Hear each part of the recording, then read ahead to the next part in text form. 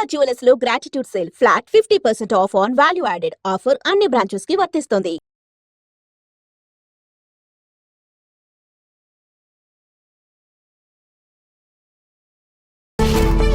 మా నాన్నగారు సంగీతం కోసం ఇల్లు వదిలేసి వచ్చేశారు. సంగీతం కోసమే. సుప్రసిద్ధ చలనచిత్ర నేపథ్య గాయనిగా ఉన్న ఎస్ జానకి మా అమ్మకు మూడో చెల్లెలు. నేదురు కృష్ణమూర్తి గారి దగ్గర నుంచి మీరు ఏమి నేర్చుకున్నారు, ఏమి ప్రేరణ పొందారు? మొట్టమొదట చెప్పాల్సింది ఏమిటంటే, నాకు బాగా పాట వచ్చు అనుకుంటూ ఉండేవాడిని. నాకేమాత్రం వచ్చో అది గురువు గారి దగ్గర చేరినాక తెలిసింది. ఎందుకు మీరు పూర్తిగా అన్నమయ్యకి అంకితం అయ్యారు? ఎందుకు అంకితం అయ్యానంటే, ఇవన్నీ నేర్చుకుని నేను ఆ పోటీలో ఫస్ట్ వచ్చి ఆ తర్వాత సంవత్సరానికి ఈ ఇన్సిడెంట్ జరిగింది. తిల్లానాకి మీకు ప్రేరణ ఎవరైనా ఉన్నారా సార్? తిల్లానాకి ప్రేరణ అప్పటికి ఏం తన నది నన్న తిరు తిల్లానా, ఏం తన నది నన్న తిరు తిల్లానా.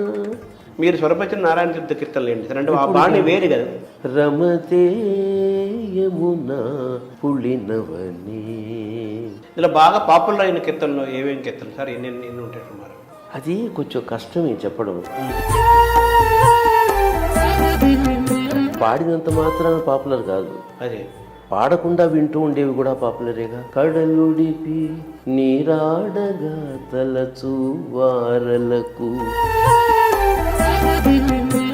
శోధించిరిదియే సురలును మునులును ఆదికి అనాది హరినామం శోధించిరిదియే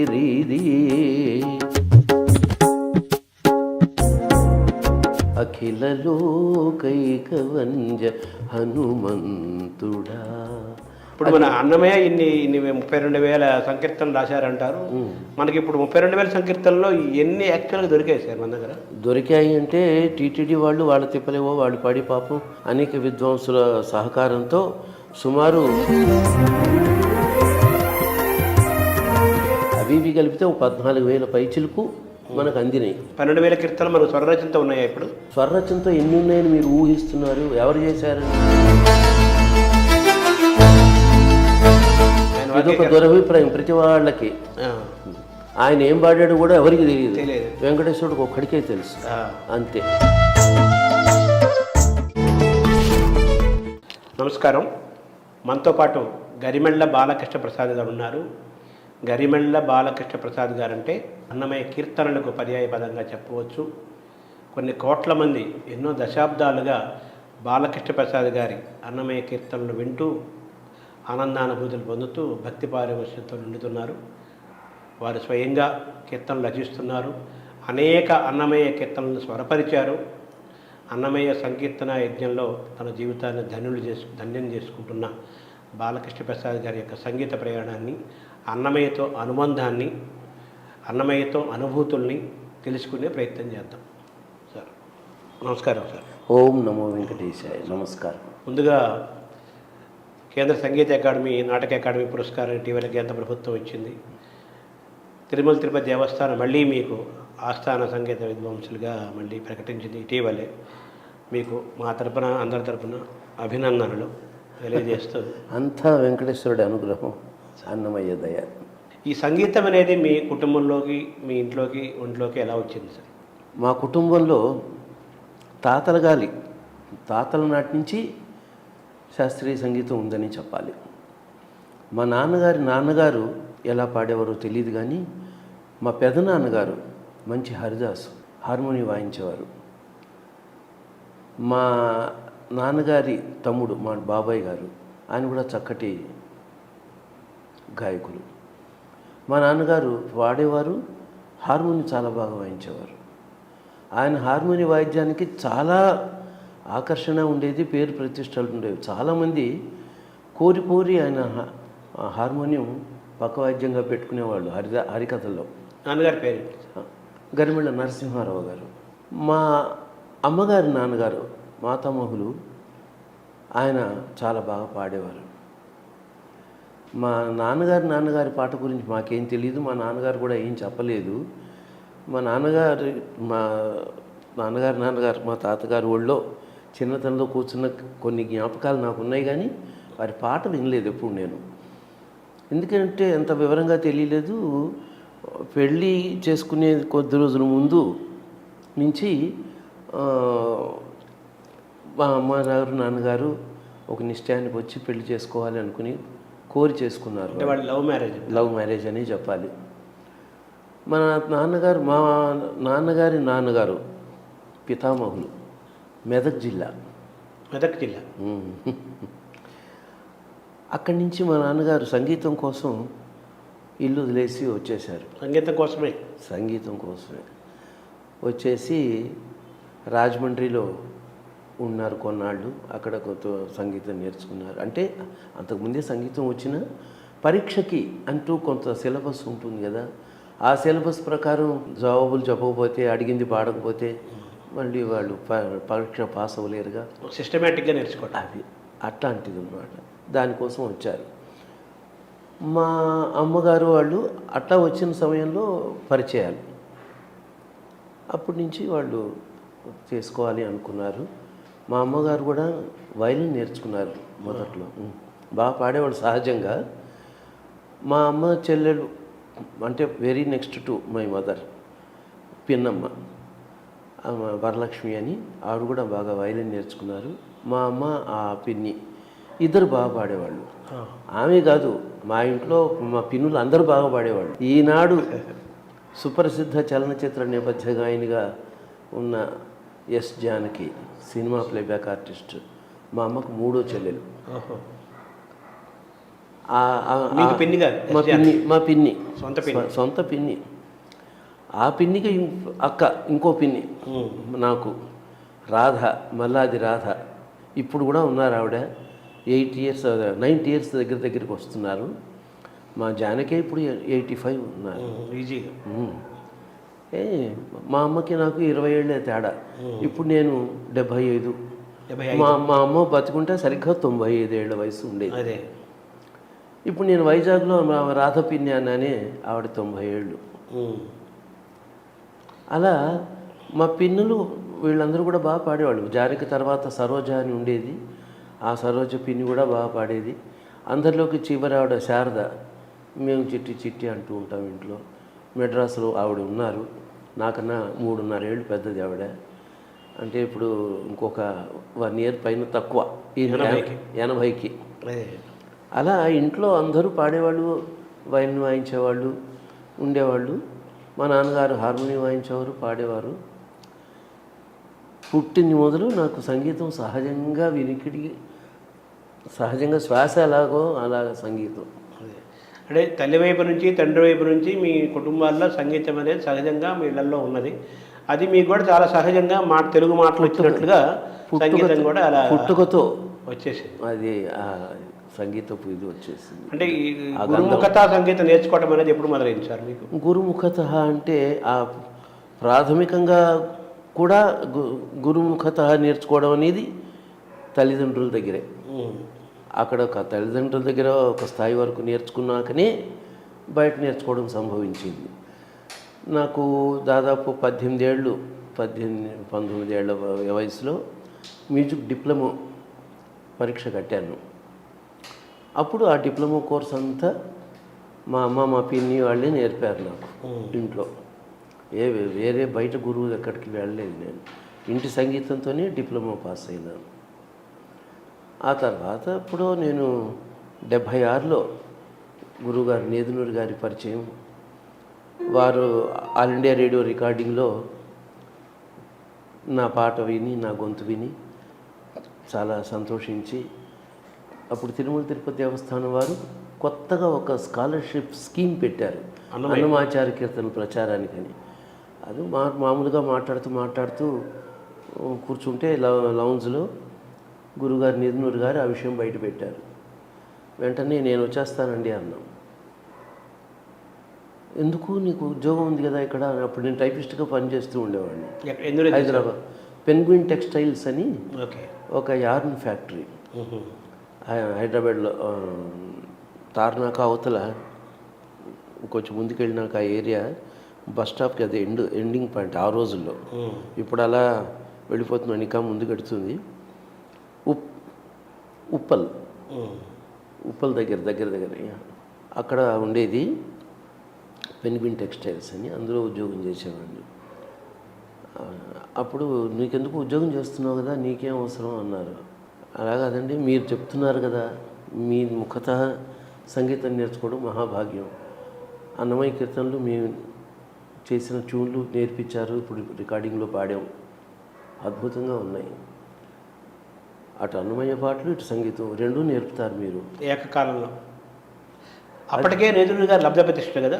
అయ్యో, ఆయన ఇప్పుడు అదే ఆయన నాకన్నా 20 ఏళ్ళు 21 ఏళ్ళు దగ్గర పెద్దవారు.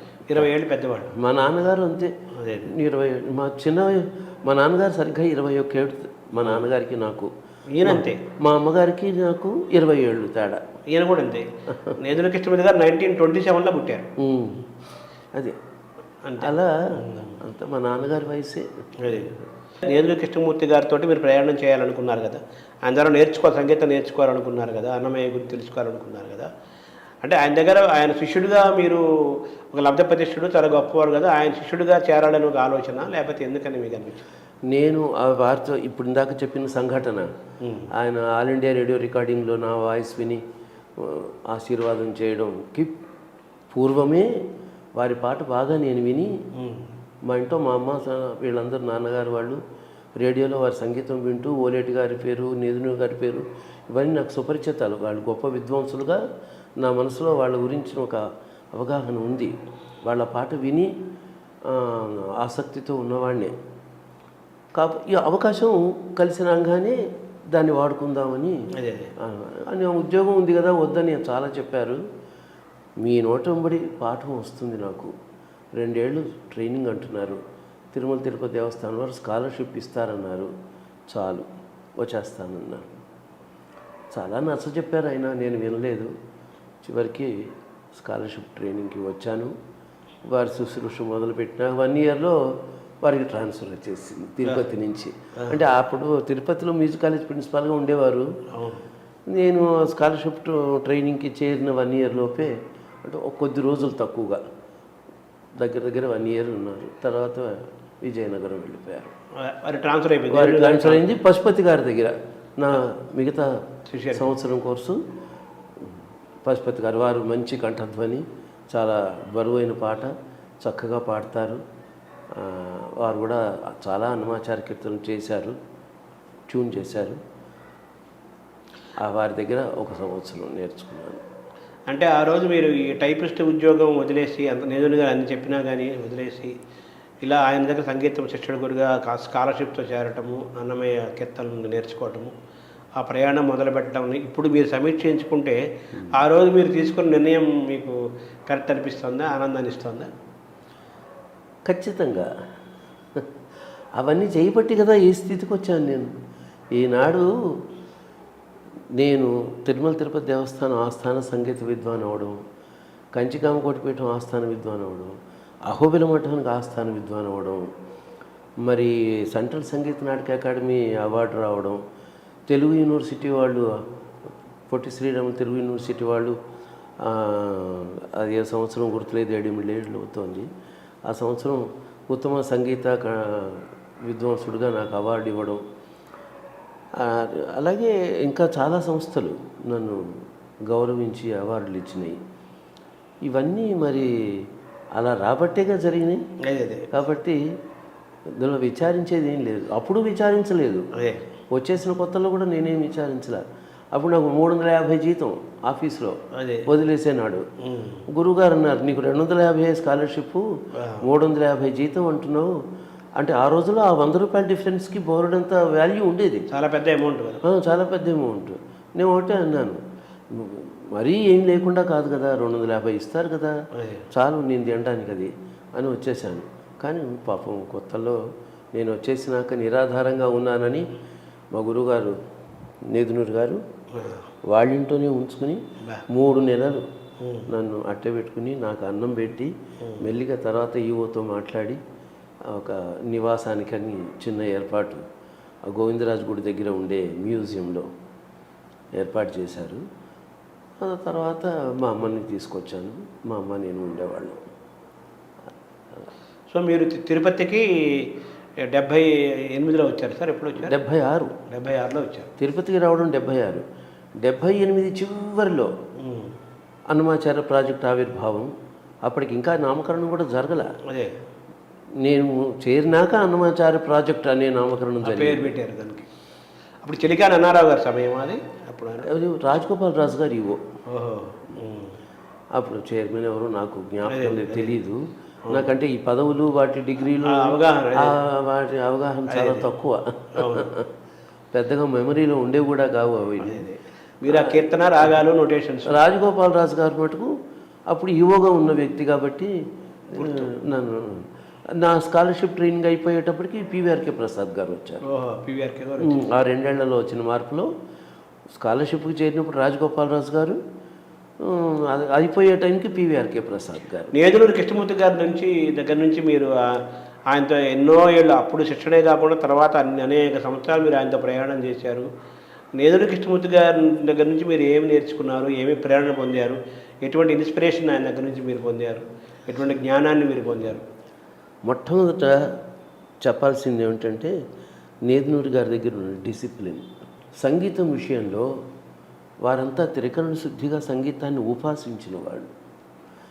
నిజంగా ఆ వారి దగ్గర నేను మెలగడం అనేది మొదలవ్వకపోతే తత్పూర్వం ఉన్న మనిషిలో సంగీతం మీద ప్రీతి ఉండేది, కానీ ఈ కమిట్మెంటు, తర్వాత దీన్ని ఉపాసనగా తీసుకోవడం, ఇలాంటి విషయాల్లో నాకు అంత అవగాహన అది లేని చిన్నతనం. వయసు ఉంది, 27 ఏళ్ళు వయసు ఉన్నవాడిని అప్పటికి. 76 సంవత్సరానికి నాకు 27 ఏళ్ళు నుండి 28. నేను 1948 నవంబర్లో పుట్టాను. 27 చివరి దశలో 28 ఏళ్ళు ఎంటర్ అయ్యో ఉన్నాను. మొత్తం మీద నేదులూరి కృష్ణమూర్తి గారి సంగీతం, గురువుగారి సంగీతం నేర్చుకోవడం, వారిని గమనించడంతో నాలో త్రికరణ శుద్ధిగా సంగీతాన్ని ఉపాసనలాగా తీసుకోవడం అనేది జరిగింది. తత్పూర్వం ఊరికే పాడుకుంటూ ఉండేవాడిని, అందరూ నేర్చుకుంటూ ఉండేవాళ్ళు, పాడుకునేవాళ్ళు, పాడుతూ ఉండేవాడిని. నాకు బాగా పాట వచ్చు అనుకుంటూ ఉండేవాడిని. నాకేమాత్రం వచ్చో అది గురువుగారి దగ్గర చేరినాక తెలిసింది. అంతే కదా. వారి దగ్గర చేరినాక ఓహో నేను ఇక్కడ ఉన్నాను అనమాట అని, నేను ఎక్కడున్నానో మీ స్థాయి తెలిసింది, నా స్థాయి తెలిసి. తర్వాత ఆయన మొట్టమొదటిగా అన్నమయ్య కీర్తనలు స్వరపరిచే కార్యక్రమంలో మొట్టమొదటిగా ఆయన స్వరపరిచిన కీర్త అది ఆ సందర్భంలో మీరు ఇక్కడ ఉన్నారు సార్? ఆ సమయంలో లేను. అప్పటికే వారు కొన్ని అన్నమాచార్య కీర్తనలు ట్యూన్ చేసి వాటిలోంచి 15 కీర్తనలు ఎన్నుకుని వారు స్వరపరిచినవి, మరొక 15 రాళ్లపల్లి అనంతకృష్ణ శర్మ గారు వారు స్వరపరిచినవి. అప్పటికే టీటీడీ వాళ్ళ దగ్గర ఒక 10-20 ఏళ్ల ముందే అవి పుస్తకంగా అచ్చు వేశారు వాళ్ళు. అందులోంచి 108 కీర్తనలు అవి రాళ్లపల్లి గారు చేసినవి. అందులోంచి ఒక 15 తీసి గురువుగారు నేదునూరి గారు తీసిన ఒక 15, మొత్తం 30 కీర్తనలు ఒక పుస్తకంగా వేశారు విత్ నోటేషన్. అంటే ఏంటి, నేను తిరుపతికి వచ్చే టైంకి ఆ పుస్తకం సిద్ధంగా ఉంది. అది చూపించారు హైదరాబాద్లో. అది ఇచ్చేయండి అని అడిగారు. తిరుపతికి వచ్చినప్పుడు ఇస్తానులే అన్నారు. అప్పుడు తిరుపతికి వచ్చినాక పుస్తకం ఇచ్చారు నాకు. అంటే అప్పటికే మరి 15 కీర్తనలు స్వరపరిచి ఉన్నారుగా. అది. సో మీరు నేదునూరి గారి ద్వారా నేర్చుకున్న కీర్తనలు ఏంటి సార్ ఆయన దగ్గర నేర్చుకున్నారు? వారి దగ్గర నేను 30 కీర్తనలు నేర్చుకున్నానండి. 30 అన్నమాచార్య కీర్తనలు కాదు. ఇప్పుడు ఇందాక చెప్పినట్టు 15, ఇంకొక 5 ఉన్నాయి దాదాపు. ఆ 15 కీర్తనలు, 20 కీర్తనలు. తర్వాత నేను ఇక్కడికి వచ్చినాక కొన్ని స్వరపరిచారు, అవి కొన్ని కలిసినాయి. అవి కలిపి దాదాపు 30 అన్నమాచార్య కీర్తనలు. అవి కాక కొన్ని త్యాగరాజ స్వామి కీర్తనలు నేర్చుకున్నాను గురువుగారు నేదునూరి గారి దగ్గర. అవి అన్నీ కలిపి కొత్త సంగీతపు సరి అయిన అవగాహన. శాస్త్రీయ సంగీతం అంటే సరి అయిన అవగాహన.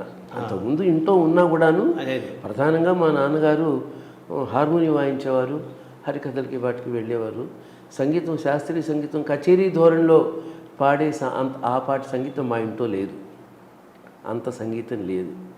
మా అమ్మ వాళ్ళు నేర్చుకున్నారు, వయలిన్ నేర్చుకున్నారు, కృతుల పాఠం ఉండేది కానీ మనోధర్మ సంగీతం లేదు. రాగాలాపన, కల్పన, స్వరం అవన్నీ తెలియదు వాళ్ళకి. అవన్నీ గురువుగారు నేదునూరి గారి దగ్గరికి వచ్చినాక నేను అంతకుముందు కొద్దిపాటి ప్రయత్నం చేసి ఉన్నాను, కానీ గురువుగారి దగ్గరికి వచ్చినాక బాగా అర్థమైంది.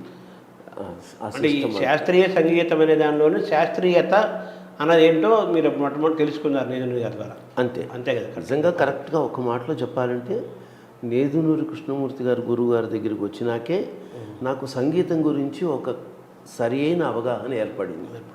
మరి మొట్టమొదటి కీర్తన ఆయన దగ్గర నుంచి నేర్చుకున్న అన్నమయ్య కీర్తన ఏంటి సార్? మొట్టమొదటిది రెండోది అని కాదు, వారు హైదరాబాదు వచ్చారు, పాల్గొ విశ్వనాథం గారు పిలిపించారు. అక్కడ వచ్చినప్పుడే పరిచయం, ముఖ పరిచయం. అది భక్తిరంజని రికార్డింగ్. దానికోసమని 6 కీర్తనలు, 6 డజన్ కీర్తనలు నేర్పారు మాకు. భావములోన ఒకపరికి వయ్యారమై, ఏమోకో చుకురట ధర్మన, నానాటి బతుకు నాటకము, ముద్దుగారి చదువుంగిటి కొంచెం ఇట్లా ఒక 6 డజన్ కీర్తనలు అప్పుడు నేర్పారు. అదే ఒకదాని మించి ఒకటి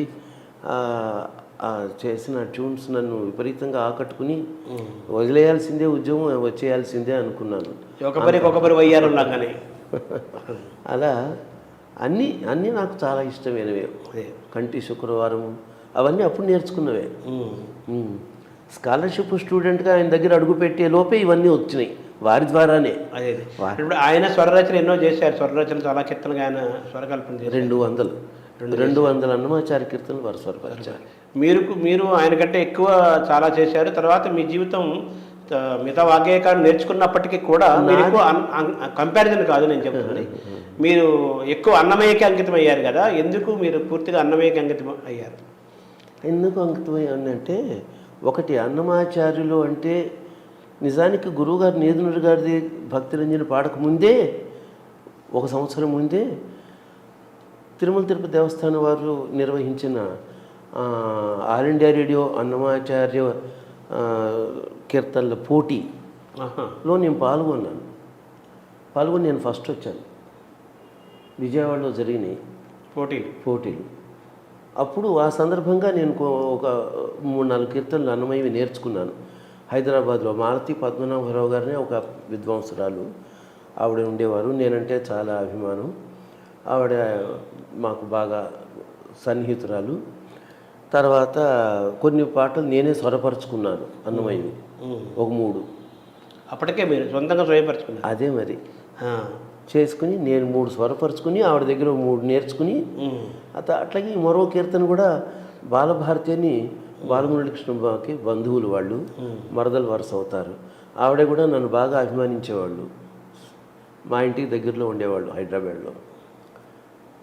ఇవన్నీ నేర్చుకుని నేను ఆ పోటీలో ఫస్ట్ వచ్చి, ఆ తర్వాత సంవత్సరానికి ఈ ఇన్సిడెంట్ జరిగింది. గురువుగారితో పరిచయం, ఇక్కడ స్కాలర్షిప్ ఇస్తున్నారు, మంచి కంఠం ఉండి జ్ఞానం ఉన్న వాళ్ళకి నేర్పాలని అని ఈ డీటెయిల్స్ అన్నీ తెలుసుకోవడం, నేను వచ్చేస్తాను. ఇవన్నీ తర్వాత. అంతకుముందే నాకు అన్నమాచార్య సంకీర్తనలు పాడడంలో ఫస్ట్ ప్రైజ్ వచ్చేసింది. అన్నమయ్యకి పాటలు ట్యూన్ చేయడం కూడా మొదలైంది. అదే మీరు సొంతంగా కూడా చేశారు అప్పటికి. అయితే అది ఏం చేశాను ఏమో, దాని ప్రభావం అంతగా నా మీద పడలా, అన్నమయ్య ప్రభావం పడలా అప్పటికి. అది మీకు అప్పటికే సాహసం అనిపించలేదా సొంతంగా స్వరరచన చేయటం? లేదు, అనిపించలేదు. నేను సంకీర్తనలు అంటే పాటలు స్వరపరచడం అనే ప్రక్రియ నా 15-16 ఏటో జరిగింది. అప్పటికి నేను చాలా పాటలు స్వరపరిచున్నాను. మా అమ్మగారి కోరిక పైన కొన్ని లలిత సంగీతం పాటలు అవి పత్రికల్లో వస్తూ ఉంటాయి కదా, వారపత్రికల్లో, వాటిలో అవి దాంట్లో తనకు నచ్చినవి ఏవో నాకు ఇచ్చి ట్యూన్ చేయమంటూ ఉండేది. అలా ఒకసారి ఒక పాట నాకు ఇచ్చి, చాలా బాగుందిరా, ట్యూన్ ఉంటే బాగుంటుంది పాడుకోవడానికి అనేది. అది పెద్ద పని అన్నట్టుగా క్యాజువల్గా ట్యూన్ చేశాను. చాలా బాగుంది అనుకుంది. సరే పాడుకో అయితే అన్నాను. అది వాళ్ళు బాగుంది అనడంతో నేను ట్యూన్ చేస్తానన్నమాట. బాగా అనిపించింది నాకు, ఆత్మవిశ్వాసం పెరిగింది, వచ్చింది. అలా ఆ ఉత్సాహం తర్వాత కొద్ది రోజుల్లోనే జయదేవ్ అష్టపదులు కొన్ని స్వరపరిచాను ఆ రోజు. అప్పుడే చిన్నవాడిగా, చాలా చిన్నవాడిగా ఉన్నప్పుడు జయదేవ్ అష్టపదులు స్వరపరిచాను. 2-3 నారాయణ తీర్థ తరంగాలు. తర్వాత మడిపడిగా బలరామాచార్యులని హైదరాబాద్లో ఒక ఆయన ఉండేవారు, పాటలు రాస్తూ ఉండేవారు, లలిత సంగీత గేయాలు అవి మా ఇంటికి ఇంకొక జనార్దన్ అని ఇంకొక అతను లైట్ మ్యూజిక్ పాడే అతను అవి తీసుకొచ్చి పాడుతూ ఉండేవారు. తర్వాత షేక్ మెహబూబ్ అని ఒక ముస్లిం అతను, తెలుగు టీచర్, ఆయన ఒక స్కూల్లో. నాకు 7 ఏళ్ల వయసు అప్పటి నుంచి మా ఇంటికి వస్తూ పోతూ క్లోజ్గా ఉండేవారు ఆయన. మా ఇంట్లో ఆయన దగ్గర మా పిన్నమ్మలు, మా అమ్మ వాళ్ళు లలిత సంగీతం పాటలు నేర్చుకున్నారు కొన్ని, అవన్నీ విన్నవాడిని. అందువల్ల ముందు నాకు లలిత సంగీతం ఎక్కువ వచ్చు ఫస్ట్. అలా విని విని విని ఉన్న పాట జ్ఞానం వినికిడి సహజంగా నాలో ఉన్న కంపోజింగ్ అనే ఆర్ట్కి కొంత ప్రోత్సాహం ఇచ్చింది. నాకు తెలియకుండానే నా 15-16 ఏళ్ళ వయసులో తెలియకుండా ఈ పాటలు స్వరపరచడం అనే ప్రక్రియ జరిగిపోయింది. అది ఒక పెద్ద పని అనిపించాలా నాకు. ట్యూన్ చేసేస్తుంటే పాడేస్తుండే. అలా చూసుకున్నారు. మా వాళ్ళందరూ బాగుందన్నారు, ఒక రాగం అనుకున్నారు, వాళ్ళందరూ బాగుంది అంటే బాగుంది అనుకున్నాను. అంటే రాగం అనుకున్నారా మామూలుగానే? రాగం అనుకోవడం అనేది అసలు నాకు తెలీదు. ఒక రాగం అనుకుని ఆ రాగంలో చెయ్యాలి అనుకోవడం అనేది చాలా తర్వాత వచ్చిన ఇది. మొట్టమొదట్లో ఏదో ఒక రాగంలో, నిర్దిష్టమైన ఒక రాగంలో వచ్చేది ఆ పాటకి రూపం. అదే పాడిన తర్వాత అది వచ్చేది. పాడినాక ఇది ఏ రాగం అనుకోవడం అంతవరకే తప్ప అలా నా రాగంలో చెయ్యాలి అనుకోవడం ఏం లేదు. ఆ సాహిత్యం చూసుకొని పాడేవాళ్ళు. ఆ పాడినప్పుడు ఒక రాగం వచ్చేది. ఆ రాగం పర్ఫెక్ట్గా శాస్త్రీయంగా ఉండేది, ఫిట్ అయిపోయి ఉండేది ఆ రాగానికి, ఆ లక్షణాలు ఉంటుంది. ఎందుకంటే సిస్టమేటిక్ సంగీతం వింటూ ఉన్నాను కదా చిన్నప్పటి నుంచి ఇంట్లో. సో బుర్ర అలాగే పనిచేస్తుంది. అంటే ఒక నిబద్ధమైన రాగంలోనే మనసు భావించేది, ప్రయాణం చేసేది. కాబట్టి రాగం పేరేమిటి అనే క్వశ్చన్ నెక్స్ట్ వచ్చినా ట్యూన్ చేసేటప్పుడు ఒక రాగానికి స్టిక్ ఆన్ అయ్యే వెళ్ళేది మనస్సు. అలాగే అంటే మీరు ఏదో సాహిత్యం చూసేవాళ్ళు, ఎత్తుకుండేవాళ్ళు, చిన్న ప్రయాణం ఎత్తుగడత మొదలవుతుంది కదా. ఆ ఎత్తుగడలు మొదలైన కొన్ని క్షణాల్లోనే మీకు ఏ రాగాల్లో నడుస్తుందో మీకు తెలిసిపోయింది. అప్పుడు ఆ రాగాన్ని స్టిక్ అని అలా ప్రయాణం. అంతే బాగా చెప్పారు. అదే కరెక్ట్. అది. సో అలాగా మీరు స్వరరచన అనేది మీ చిన్ననాటి 15-16 ఏళ్ల వయసులోనే చాలా సహజంగా జరిగింది. నా సొంత రచన ట్యూన్లు చేయడం అనేది 15-16 ఏళ్ల ప్రాంతంలో మొదలైంది. నేను కచేరీలు ఇవ్వడం అనేది కూడా 15-16 ఏళ్ల వయసు ప్రాంతంలోనే ప్రారంభమైంది. 18-19 ఏళ్ళ వయసు వచ్చేటప్పటికి నేను క్లాసికల్ కీర్తనలు రాశాను. రాయటం మా నాన్నగారు రచిస్తూ ఉండేవారు. ఆయన రచించిన కీర్తనలని ఆంధ్రప్రదేశ్ సంగీత నాటక అకాడమీ వాళ్ళు, ఆంధ్రప్రదేశ్ గవర్నమెంట్ వాళ్ళు ధన సహాయం చేశారు, పుస్తకంగా అచ్చు వేశారు. ఆ రోజుల్లో నేను దాని ఫెయిర్ కాపీ రాశాను ముందు. ప్రింటింగ్కి సౌకర్యం. ఆ ఫెయిర్ కాపీ రాసే రోజుల్లో నోటేషన్ అంటే ఏమిటి అనేది తెలిసింది నాకు. దాని నోటేషన్ అంటే ఇలా చేయాలా, ఇట్లా రాయాలా అనుకున్నాను. అదేవన్నీ చాలా క్యాజువల్గా అబ్బిన విద్యలు. నేను కష్టపడలా వాటి కోసం. అంటే మీరు ఆ 15-16 ఏళ్ల వయసు సమయానికి మీకు ఈ రాగాలనేవి అవన్నీ మా వినికిడి ద్వారా తెలుసుకున్నవేనా? అంతే కదా. నాన్నగారు వాళ్ళు, పిన్ని వాళ్ళు, అమ్మమ్మ వాళ్ళు పాడుతుంటే ఆ వినికిడి ద్వారా పాడుతుంటుండేవాళ్ళు. ఆ రాగాలు మీకు ఇది రాగమని తెలుస్తుండేది. కానీ నోటేషన్ అనేది సైంటిఫిక్గా అప్పటికి నేర్చుకోలేదంటే మా నాన్నగారి పుస్తకం ఫెయిర్ కాపీ చేస్తున్న రోజుల్లో అలవడింది. ప్రత్యేకమైన ప్రయత్నం ఏం లేదు. కానీ ఆయన రాసిన నోటేషన్ చూసి ఫెయిర్ కాపీ రాశా కదా. ఆ ఫెయిర్ కాపీ రాయడం కోసం దాన్ని ఎందుకు గీత పెట్టారు, ఎందుకు చుక్క పెట్టారు, ఎందుకు ఇట్లా నిలువు గీత పెట్టారు, 2 గీతలు ఎందుకు పెట్టారు అనే చర్చ వస్తుంది కదా. ఇవేమిటమ్మా అని అమ్మని అడిగాను. ఆమె చెప్పింది, కింద గీత రాస్తే అది పైకాలం డబుల్ స్పీడ్లో పాడేది, కింద 2 గీతలు వస్తే డబుల్ స్పీడ్లో పాడేవి, పైన స్వరానికి పైన చుక్క ఉంటే తారస్థాయి, కింద చుక్క ఉంటే మంద్రస్థాయి, కొన్ని అక్షరాలకు తర్వాత నిలువు గీత ఉంటే అది ఒక లఘువో ధృతమో పూర్తయిపోయిన గుర్తు, 2 గీతలు నిలువుగా వస్తే ఆవృతం పూర్తయిపోయిన గుర్తు అని ప్రాథమికమైన సూచనలు ఇచ్చేశారు. అది పెద్ద టైం పట్టలేదు, ఒకసారి చెప్తే నాకు అర్థమైపోయింది. అదే ఆ నాలెడ్జ్తో నేను మా నాన్నగారి పుస్తకం అంతా ఫేర్ కాపీ రాసేసాను. అలా రాసేటప్పుడు నేను చూసి నోటేషన్ చూస్తూనే పాడుకునేవాడిని. పాడుకుంటూ ఉన్నప్పుడు నాకు ఒక ఊహ వచ్చింది, నేను కూడా రాయాలి, నేను రాయగలను అని. మా నాన్నగారి పుస్తకం ఫెయిర్ కాపీ రాసేటప్పటికి కొన్ని కీర్తనలు నేను రాశాను. ఇగో ఇట్లా వస్తున్నాయి నాకు అమ్మ కీర్తనలు, నేను రాశాను సొంత కీర్తనలు అని చెప్పి పాడి వినిపిస్తే బాగున్నాయిరా అంది. మా పిన్ని వాళ్ళు కూడా విన్నారు, మా నాన్నగారు కూడా విన్నారు. బాగున్నాయి అంటే బాగున్నాయి అనుకున్నారు. ఓహో నేను రాసేస్తున్నాను కీర్తనలు, చాలా బాగా అనుకున్నారు. అనుకొని వాటికి కూడా నోటేషన్ రాయటం మొదలుపెట్టారు. అలా రాసేసి 2 ఏళ్లలో 100 కీర్తనలు రాశాను. నా 27 వయసు వచ్చేటప్పటికి నేను 108 కీర్తనలు రాశాను సొంత. ఇవన్నీ భక్తి సంబంధించిన కీర్తనలు ప్రధానంగా. అంతే, ఆ వయసులో ఏం తెలుస్తుందండి, పెద్ద అనుభవాలు కూడా ఏం లేవు. కాకపోతే ఏంటంటే కీర్తన అనేది భగవంతుడిని ఉద్దేశించి చేసేది.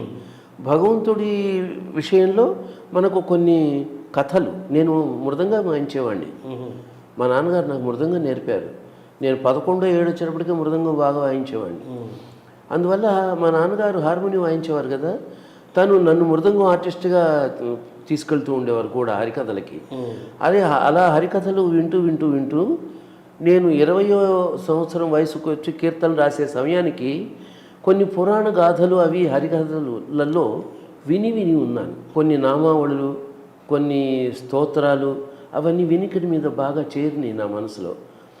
ఆ విన్న కథలలో ఉన్న అంశాలని వాటిని ఆధారం చేసుకుని ఈ వింటూ ఉన్న నామావళులు, స్తోత్రాలు, ఇంట్లో చదువుతూ పాడుతూ ఉంటాం కదా, అవన్నీ చూసుకుంటూ ఆ రెండింటినీ మిళితం చేసుకుని నాదైన ధోరణిలో నేను కీర్తనలు రాశాను. అందులో గొప్ప భావుకత ఉందని లేదా అపురూపమైన పదరాశి ఉందని అలా చెప్పుకోకూడదు. నాకున్న పరిజ్ఞానంతో, నా దగ్గరున్న అప్పటి భాషా జ్ఞానంతో, మా నాన్నగారి పుస్తకాలు ఫేర్ కాపీ రాస్తూ ఉన్న అనుభవంతో వచ్చిన జ్ఞానంతో నేను కొన్ని కీర్తనలు రాసి నోటేట్ చేసేసి ఒక బుక్ తయారు చేశాను 20 ఏళ్ళు నిండేటప్పటికి అనేది వాస్తవం. 100 కీర్తనలు 108 అంటే 108 కీర్తనలు. అది కూడా అప్పటికే 108 అనే అంకె మీద అవగాహన కూడా తెలివి ఎక్కువ ఉందన్నమాట. కొంచెం ఎక్కువైపోయింది, అతి తెలివి. ఓవరాల్గా ఇప్పుడు మామూలుగా మనకు జయదేవుడి దగ్గర నుంచి రామదాసు, పురంధరదాసు వరకు అనేక మంది వాగ్గేయకారులు తెలుగులోను భారతదేశంలో ఉన్నారు. ఒక వాగ్గేయకారుడు ఏ విధంగా అవతరిస్తాడు, ఎలా రూపాంతరం చెందుతాడు అంటే వాక్కు గేయము ఏకకాలంలో ప్రయాణం చేస్తే కదా వాగ్గేయం అంటారు కదా. వాళ్ళ వాక్కు గేయం అవుతుంది, వాళ్ళ గేయం వాక్కు అవుతుంది. ఆ వాక్కు గేయము ఏకకాలంలో ప్రయాణం చేసిన వాగ్గేయ ప్రయాణాన్ని మీరు తెలుసుకున్నారు. ఆ జర్నీని మీరు దాదాపు 18 ఏళ్ల వయస్సు ప్రాంతంలో ఈ అవగాహన ఏర్పడింది. కృతి రచన అనేది ప్రారంభమైంది. 20 ఏళ్ళు వచ్చేటప్పటికి 108 రాశాను. మరొక 2 ఏళ్లలోపే మరొక 108 కూడా రాశాను. అది గొప్ప విషయం. అంటే నాకు 25 ఏళ్ళు కూడా రాకుండానే 200 కీర్తన. అందులో ఏముంది, ఎంత గొప్ప నన్ను అడగద్దు, అది వేరే. ముందు రాయటం అనేది, సంగీతం రాయడం అనే ఆలోచన రావడం, అదే ఆ రచన ప్రక్రియ చేపట్టడం, ఓపికగా వాటన్నిటినీ ఒక అందమైన పద్ధతిలో పొందికగా చాలా మటుకు పోయినాయి నిజానికి ఇప్పుడు. కానీ 50-60 దాకా మిగిలినాయి ఉన్నాయి వాటిల్లో. అప్పుడు రచనలు 50-60 దాకా ఇప్పటికీ నేను కాపాడుకోగలిగా. మీరు సొంతంగా రాసిన ఇప్పటివరకు ఎన్ని రాసి ఉంటారు సార్? నేను సొంతంగా రాసిన కీర్తనలన్నీ 400 దాకా ఉంటాయండి. స్వరపరిచారు అన్నిటి? కొన్ని రికార్డు కూడా అయినాయి.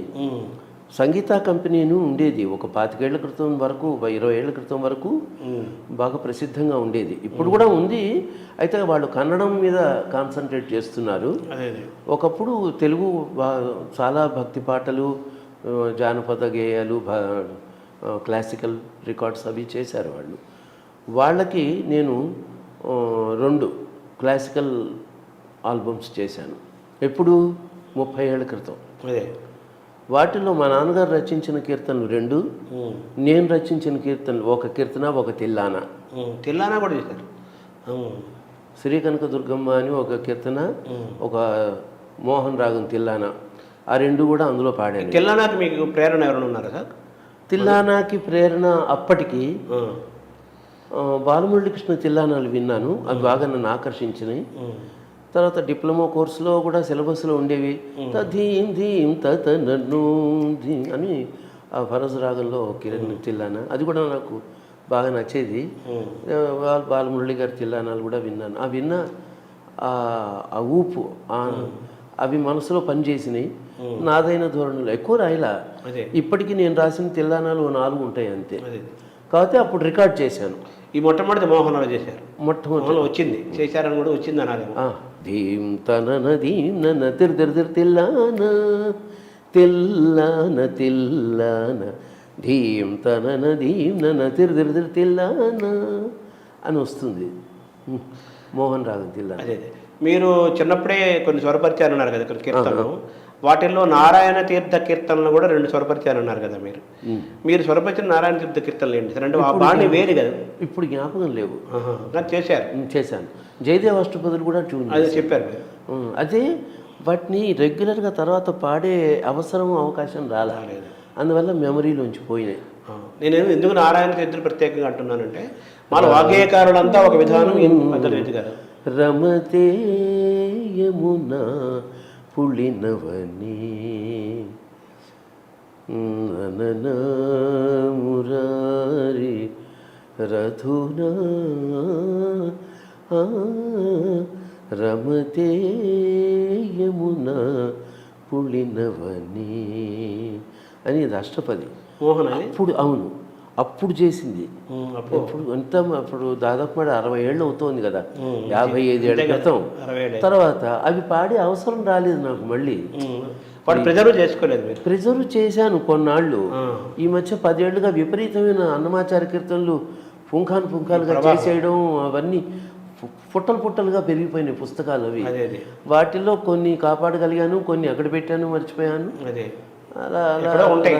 రకరకాల కారణాల వల్ల కొన్ని పోయినాయి, కొన్ని పాతవి అయిపోయినాయి అని పారేయడంలో వాటితో పాటు పోయినాయో ఏమో తెలీదు. వెతుకుతూ ఉంటే కనిపించట్లేదు, లేవని అనుకుంటున్నాను. నాకు ఇప్పుడు చేత కాదు, నడుము నొప్పి ఆల్రెడీ, నాకు కూర్చోలేను, లేవలేను. మనకి అంత శ్రమ తీసుకుని వెతుక్కుని ఎవరికన్నా ఎవరి చేతనన్నా చేయిద్దామంటే కూడా పిల్లలు ఉండేటప్పుడు కొంతవరకు చేశాను. వాళ్ళు కూడా ఇప్పుడు 10-12 ఏళ్ళుగా దూరంగా ఉంటున్నారు. ఇప్పుడేమో పూర్తిగా 5-6 ఏళ్ళుగా అమెరికాలో ఉన్నారు.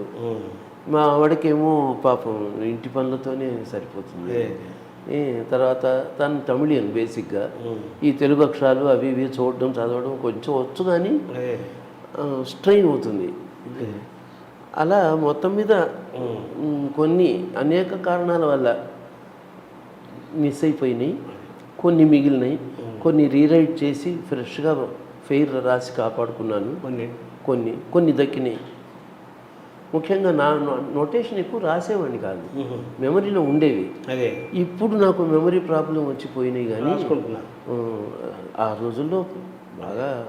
నేను నారాయణ తీర్థుల గురించి ఎందుకు ప్రత్యేకంగా అన్నానంటే, మామూలుగా మనకు వాగ్గేయకాలు చాలామంది ఉన్నారు, వాళ్ళు ఒక శాస్త్రీయమైన బాణిలో ఒక పద్ధతిలో చేసుకుని వెళ్ళిపోయి ఎక్కువ చేయలేదు. ఇది వచ్చేసరికి ఏమి జతులు దరువులు అవన్నీ ఉంటాయి కదా.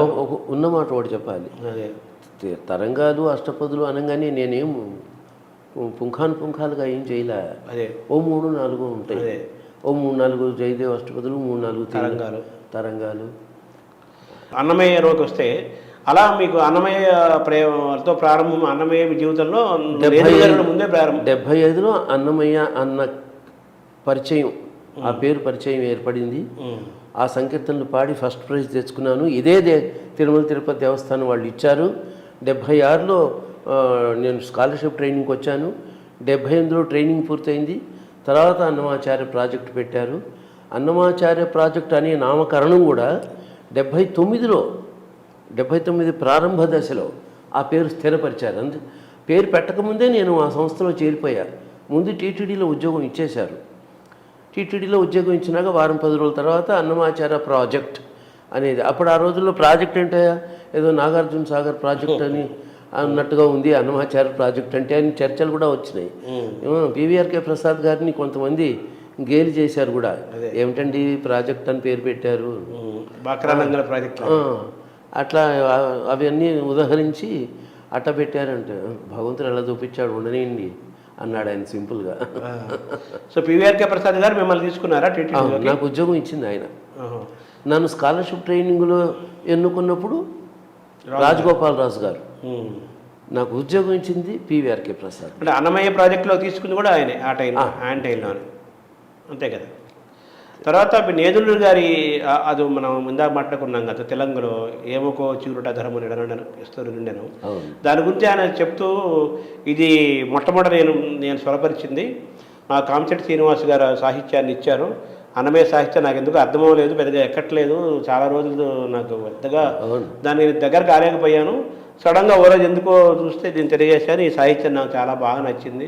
ఇదే ఏమోకో చిగురుట అధరమున ఎడనెడ కస్తూరి నిండెను భామిని విభునకు వ్రాసిన పత్రిక కాదు కదా అని ఈ సాహిత్యం అంతా నాకు చాలా బాగా నచ్చింది అని అనుకుంటూ అలాగా నన్ను వెంటాడింది. తెలంగాణలో అది వచ్చింది. ఇదంతా నేను స్వరపరిచినట్టుగా నేను భావించటం లేదు.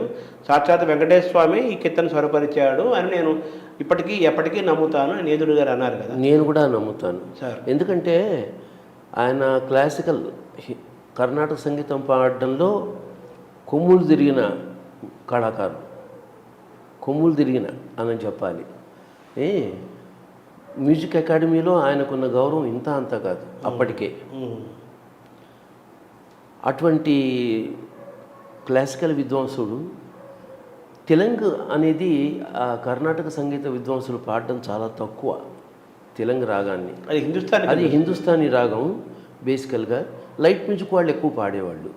నేదునూరు గారికి లైట్ మ్యూజిక్కి దూరం ఎక్కువ, అందరికీ తెలిసిన విషయం.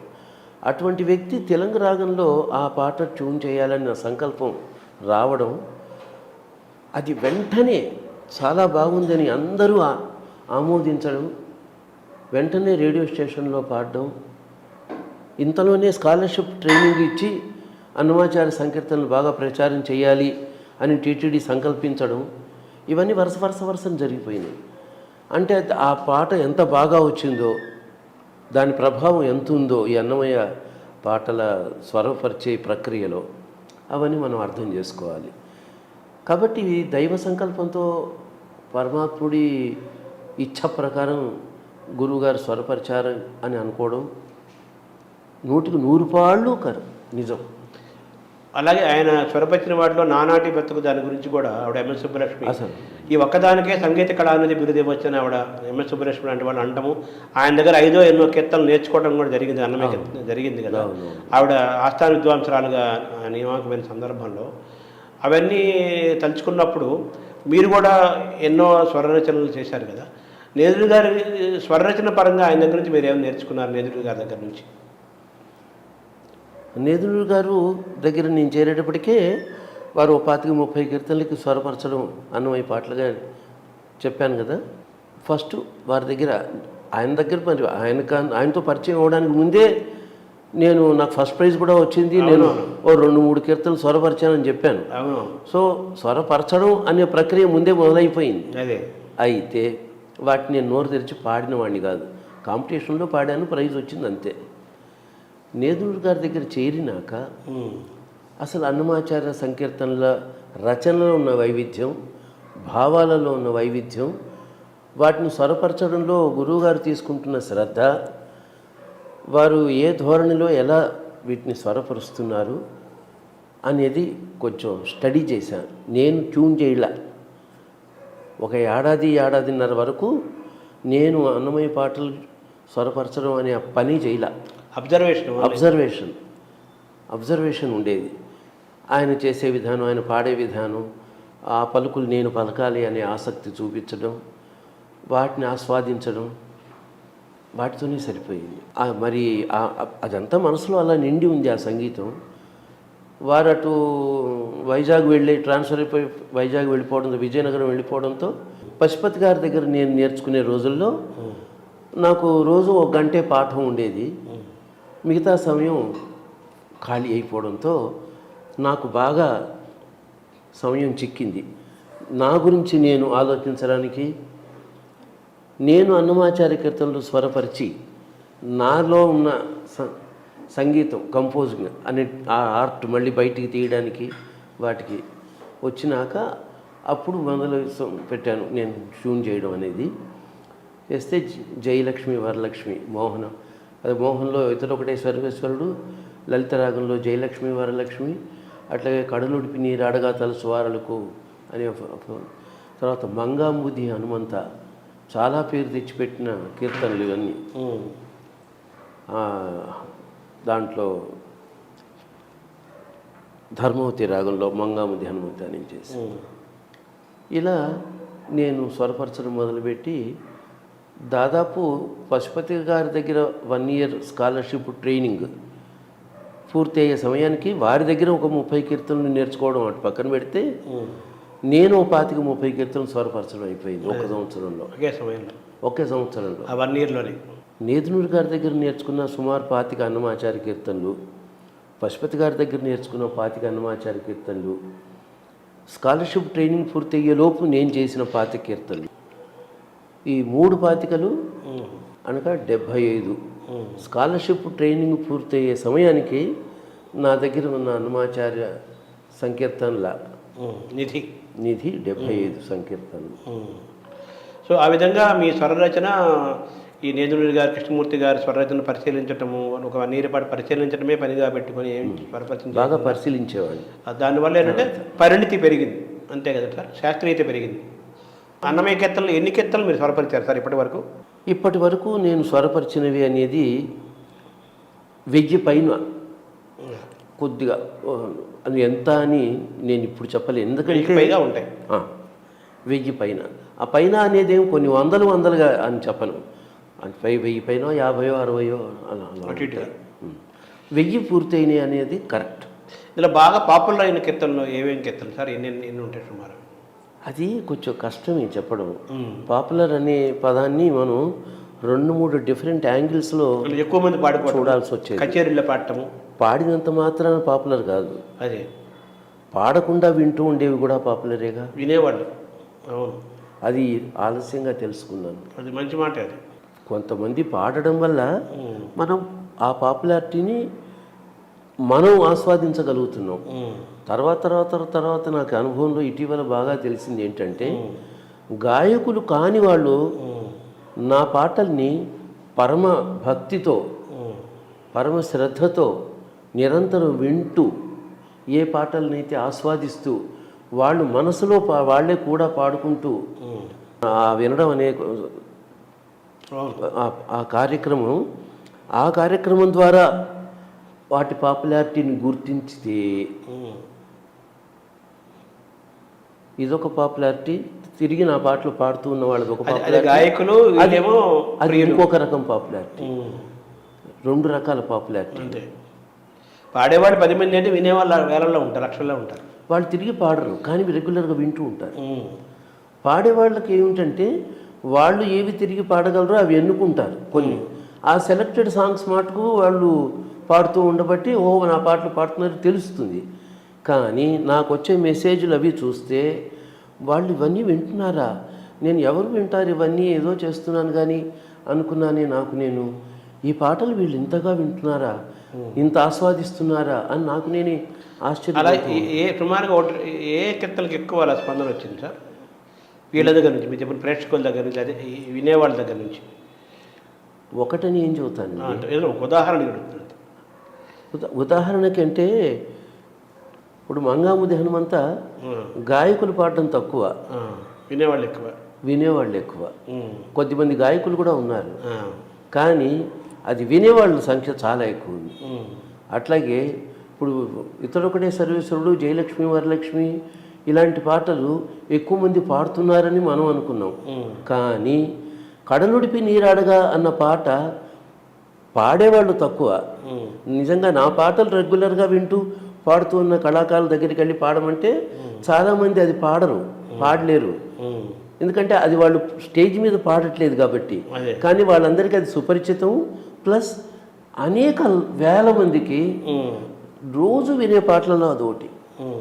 కడలుడిపి నీరాడగా తలచు వారలకు అంటే ఎంత మంచి పాట అండి, మేము రోజు వింటూ ఉంటాం, ఆ సముద్రం ఒడ్డున కూర్చుని అలా వింటూ అని వాడు చెబితే ఓహో ఇలా వింటారా వీళ్ళు అని అప్పుడు అర్థమవుతుంది మనకి.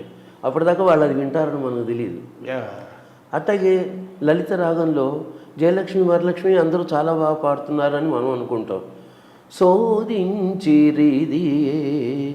సురలును మునులును ఆదికి అనాది హరినామం శోధించిరిదియే. ఈ పాట స్టేజ్ మీద పాడేవాళ్ళు తక్కువ, వినేవాళ్ళు ఎక్కువ. ఇది లలిత రాగమే కదా, ఇది లలిత రాగమే. అలాగే ఈ అమ్మవారి మీద పాటలు కానీ, గోవిందరాజ స్వామి మీద పాటలు కానీ, ఎన్నో పాటలు మనకు తిరిగి పాడేవి తక్కువ, వినేవి ఎక్కువ. అఖిల లోకైకవంజ హనుమంతుడా అని సింధు భైరవిలో ఉంది. నేను మా బొల్లెమ్మ సహగాయిని మేమిద్దరం పాడుతూ ఉంటాం అనేది వదిలేయండి, బయట వాళ్ళు పాడడం చాలా తక్కువ, ఈ పాట వినేవాళ్ళు ఎక్కువ. హనుమంతుడి భక్తులు చాలామంది మేము మా గుళ్ళో రోజు ఇది పెట్టుకుని వింటూ ఉంటామండి. మా ఇంట్లో మా నాన్నగారు హనుమంతుడి భక్తులు, నాకు కూడా హనుమంతుడు అంటే చాలా ఇష్టం, మేము రెగ్యులర్గా ఈ పాట వింటూ ఉంటారు. ఇది తిరిగి పాడేవాళ్ళ సంఖ్యతో పోలిస్తే 100 రెట్లు ఎక్కువ. సంవత్సరానికి 2-3 మటుకు అఖిల లోకైక వంచ పాడితే సంవత్సరానికి 10,000 మంది మనకు తెలియకుండా ఇంకా ఎక్కువ ఉంటారు, లక్షల్లో ఉంటారు.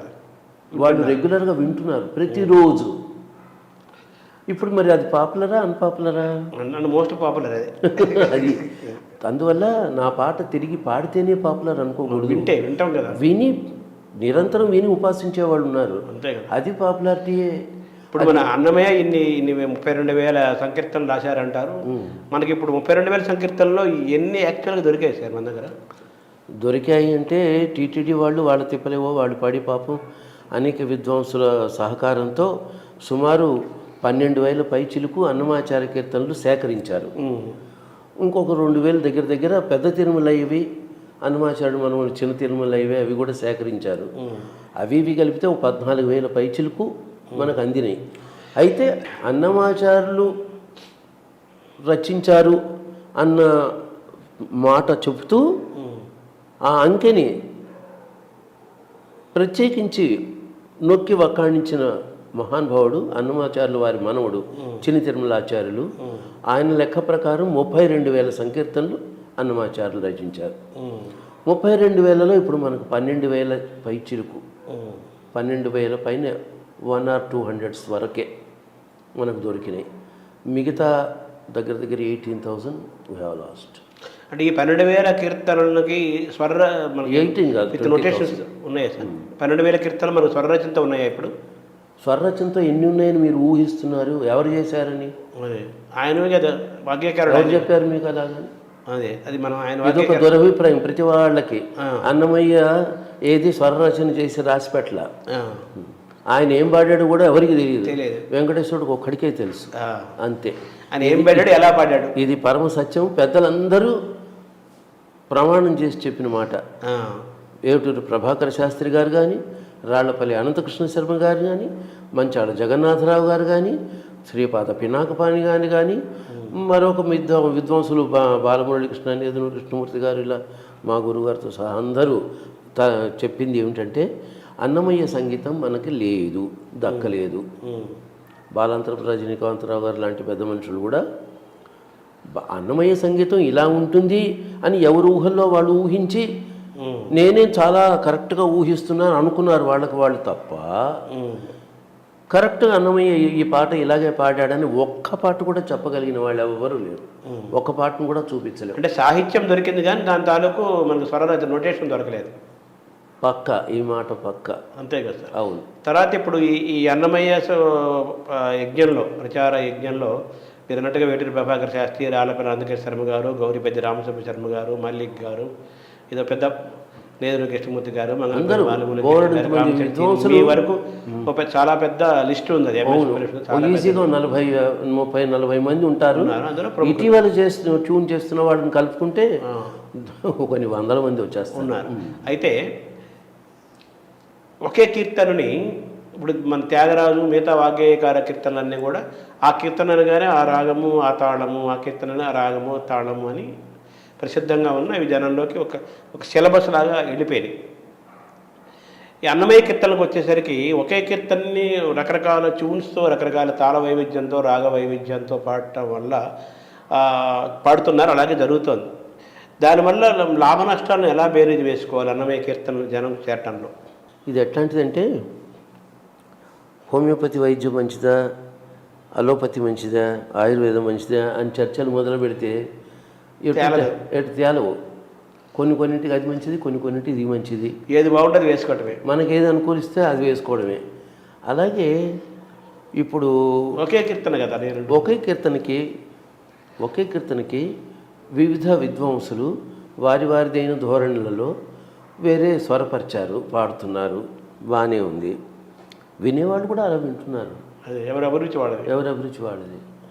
కాబట్టి దీంట్లో అడ్వాంటేజ్ ఏమిటంటే, ముందుగా ఎవరు స్వరపరిచి టీటీడీ లాంటి పెద్ద సంస్థకి పాడేసి వాళ్ళ ద్వారా బయటకు వచ్చి కొంచెం ఛానళ్లలో వాటిల్లో ఎక్కువగా రిపీటెడ్గా వినిపించేస్తే అది ఎక్కువ పాపులర్ అయ్యే అవకాశాలు ఉంటాయి.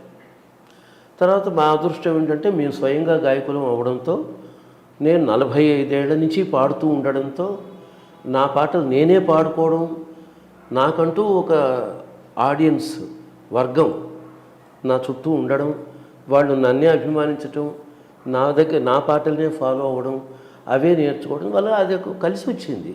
దాంట్లో ఒక క్లాసికల్ కీర్తన టైప్లో ఉన్నవి ఉన్నాయి, లలిత సంగీత ధోరణిలో ఫోక్ స్టైల్లో ఉన్నవి కూడా ఉన్నాయి. అలాగే ఇతర గాయకులు ఉన్నారు. నా తర్వాత నాతో సమంగా ఒకేసారి కొద్దిగా అటు ఇటుగా కెరీర్ మొదలైంది శోభారాజు. నిజానికి చెప్పాలంటే నాకన్నా 2 అడుగులు ముందు ఉంది ఆ అమ్మాయి. ఎందుకంటే ఆ అమ్మాయి అన్నమయ్య పాడే నాటికి నాకు అన్నమయ్య పాటలు తెలియవు. కాకపోతే ఒక స్కాలర్షిప్ ట్రైనింగ్ అనేది ఒక కొలమానంగా పెట్టుకుంటే మేమిద్దరం ఫస్ట్ బ్యాచ్ స్టూడెంట్స్ అని చెబుతాం. మేమిద్దరం అన్నమాచార్య ప్రాజెక్టులో కూడా మొట్టమొదట చేరిన కళాకారులలో మేమిద్దరం. అలా లెక్క వేసుకుంటే మాదైన ధోరణిలో మేము చేయగలిగాం. ఆ అమ్మాయి చక్కటి ట్యూన్లో ఆ అమ్మాయి చేసింది, నేను చేశాను. ఆ అమ్మాయి ఫాలోయర్స్ అవి ఫాలో అయ్యారు, నా ఫాలోయర్స్ నావి ఫాలో అయ్యారు. మేము కామన్గా గురువులు చేసినవి కొన్ని ఎన్నుకున్నాం. తర్వాత ఆ అమ్మాయి వెళ్ళిపోయిన తర్వాత నాకు ఇష్టమైన పాటలు గురువుగారి వేరేవి కూడా నేను కొన్ని ఎన్నుకుని ఆమె ఇంకో పద్ధతిలో తను కొనసాగించి, ఎవరి పాటలు వాళ్ళు పేరు చెప్పగానే శోభారాజు అనగానే గుర్తొచ్చే పాటల బంచ్ ఒకటి, బాలకృష్ణ ప్రసాద్ అనగానే గుర్తొచ్చే పాటలు ఒకటి. బంచ్ పెరిగిపోయింది కదా, అది పెరిగింది, అది అదృష్టం. అది కానీ పేరు చెప్పగానే గుర్తొచ్చే కొన్ని పాటల్ని మేము ప్రజలకు ఇవ్వగలిగాము. ప్రజలు మమ్మల్ని ఆ విధంగా వాళ్ళుగా భావించుకుని మా పాటల్ని వాళ్ళు ఆస్వాదిస్తున్నారు. అలాగే చాలామంది వచ్చారు, ఇప్పుడు వాళ్ళు ప్రయత్నం చేస్తున్నారు. కాకపోతే దేవుడి దయ వల్ల అనే చెప్పాలి కాదు, చెప్పి తీరాలి. నేను అన్నమాచార్య ప్రాజెక్టులో స్టాఫ్ ఆర్టిస్ట్గా ఉండడం, వీళ్ళ ద్వారా ప్రోగ్రాంలు ఇవ్వడానికి బయటకు వెళ్ళడం, తర్వాత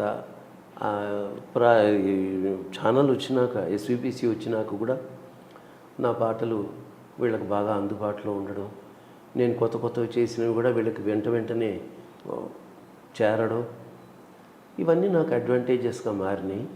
అందువల్ల నా పాటలు బాగా జనంలోకి కొన్ని 100 పాటలు వెళ్ళిపోయినాయి. అంటే ఓవరాల్గా నేను అంటుంది, అన్నమయ్య సాహిత్యం జనంలోకి చేరడానికి ఈ అన్ని పద్ధతులు ఉపయోగపడ్డాయని అనుకోవాలి, మనం పాజిటివ్గా తీసుకోవాలి, అంతే కదా. స్వరపరచడము, నేను పాడుకోవడానికి నాకు ప్లాట్ఫార్ము, ఇవన్నీ మళ్ళీ అన్నమాచార్య ప్రాజెక్ట్ పక్షాన కళాకారుడిగా విడిగా కూడా రిటైర్ అయినా కూడా ఎస్విబిసి ఛానల్ అనేది ఒకటి టీటీడీ పెట్టి ఆ ఛానల్ ద్వారా మళ్ళీ కొంత ఈ పాటలకి ప్రాచుర్యం కల్పించడం. పుస్తకాలు అచ్చువేశారు, నేను నోటేషన్తో 12 పుస్తకాలు అచ్చువేశాను నేను టీటీడీకి. కొద్ది గొప్ప అవి కూడా జనానికి రీచ్ అయినాయి. అన్నమాచార్య కీర్తనలో నోటేషన్తో అచ్చువేసినవి, వాటి ద్వారా కొంత సర్వీస్ జరిగింది. తర్వాత నా దగ్గర నేర్చుకున్న స్కాలర్షిప్ స్టూడెంట్లు వాళ్ళు టీటీడీలో ఉద్యోగంలో చేరి కొద్ది గొప్ప వాళ్ళు కూడా నా పాటలు పాడుతూ ఉండడం అనేది అడ్వాంటేజ్గా మారింది. నా దగ్గర నేర్చుకున్న వాళ్ళు అవడంతో. అలాగే ఈ మధ్య 18 ఏళ్ళుగా బుల్లెమ్మ అని ఒక అన్నమాచార్య ప్రాజెక్ట్ ఆర్టిస్టు, ఆ అమ్మాయి ఒక సిస్టమేటిక్గా నా దగ్గర కొన్ని వందల పాటలు నేర్చుకుంది. టీటీడీకి దాదాపు 116 పాటల దాకా మొన్ననే పూర్తయినాయి. 116 పాటలు అని పాడింది, రికార్డ్ అయినాయి. తను కచేరీలు పాడుతూ ఉంది. ఎస్విబిసి ఛానల్ ద్వారా ఒకటిగా పాట జనంలోకి పెడుతూనే ఉంది ఆ అమ్మాయి ద్వారా. మా అబ్బాయి అనిల్ కుమార్, వాడు స్వయంగా మంచి సింగర్గా వచ్చాడు. వాడు కూడా నా పాటలు చాలా పాడుతున్నాడు. ఇవన్నీ నాకు అడ్వాంటేజ్. ఈ ప్రాజెక్ట్ ఆర్టిస్టులలో కూడా సరస్వతి ప్రసాద్ అని అతను ఉన్నాడు. అతను ఎక్కువగా నా పాటలు పాడుతున్నాడు. అతను కూడా మంచి గుర్తింపు అది ఉంది, మంచి వాయిస్. అతని ద్వారా కొంత జరుగుతుంది.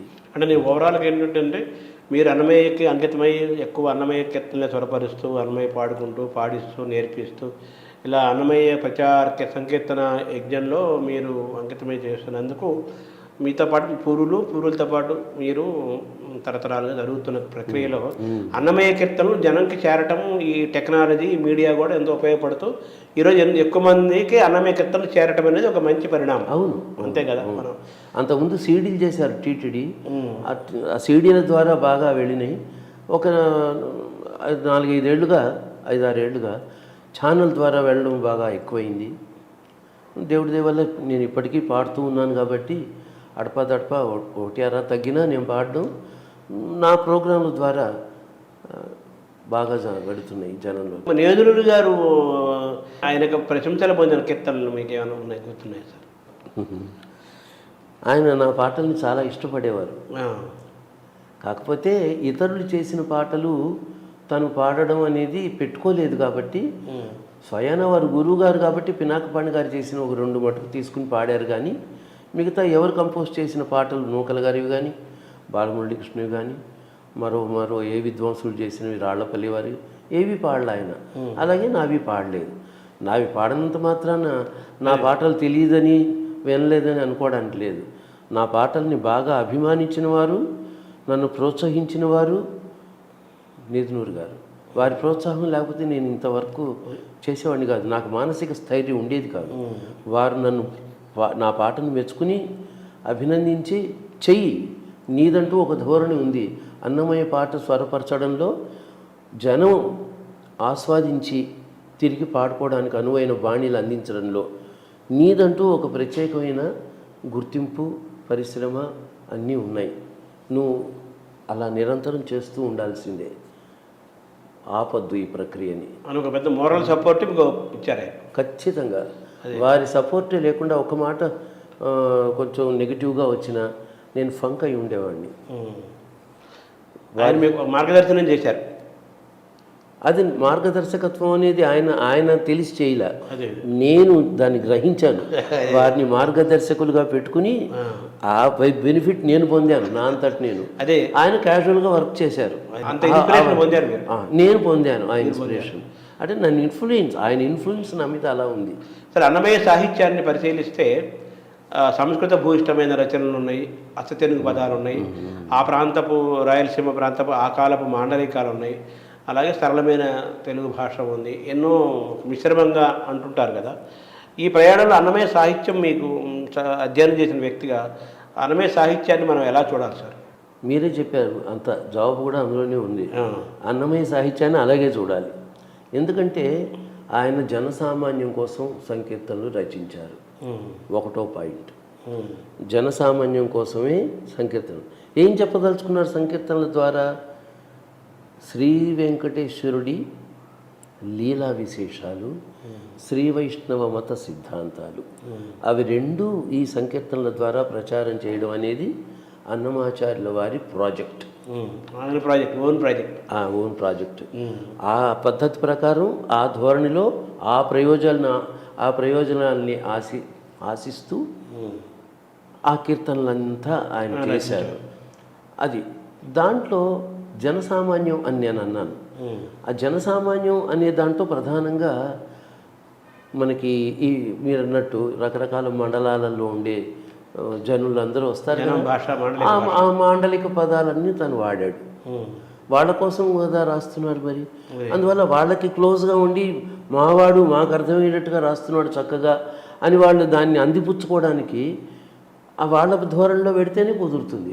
అందువల్ల వాళ్ళ భాష, వాళ్ళ భావాలు, వాళ్ళకు అందుబాటులో ఉన్న సంగీతపు శైలి, అది కూడా సంగీతపు శైలి చాలా ముఖ్యమైన పాయింట్.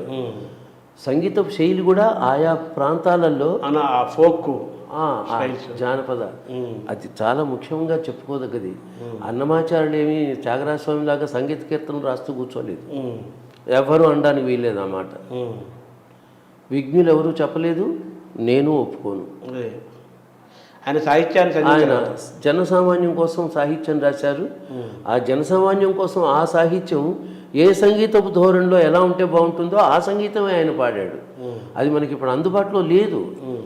కానీ మనకి జానపద సంగీతంలో పెద్ద మార్పులు రావు.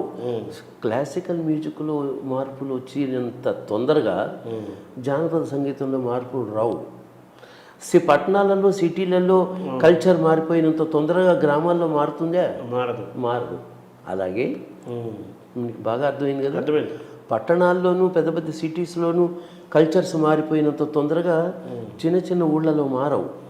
అలాగే సంగీత బాణీలు కూడా ఆ రోజు అన్నమయ్య కాలం నాటి సంగీతం, ఆ జానపద బాణీలు పల్లెటూళ్ళ వాళ్ళ ప్రజలు సాధారణంగా కష్టజీవులు, వాళ్ళ కోసం రచించాడు కాబట్టి ఆ రకపు సంగీతపు బాణీలలో పెద్ద మార్పులు లేవు. అంటే నేను సాహిత్యపరంగా కూడా అడుగుతున్నాను సార్.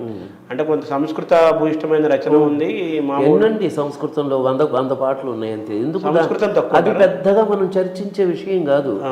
అందుబాటులో ఉన్న 12,000 పైచులకు పాటలలో 100 సంస్కృతంలో, మిగతా జనం భాష అంతే.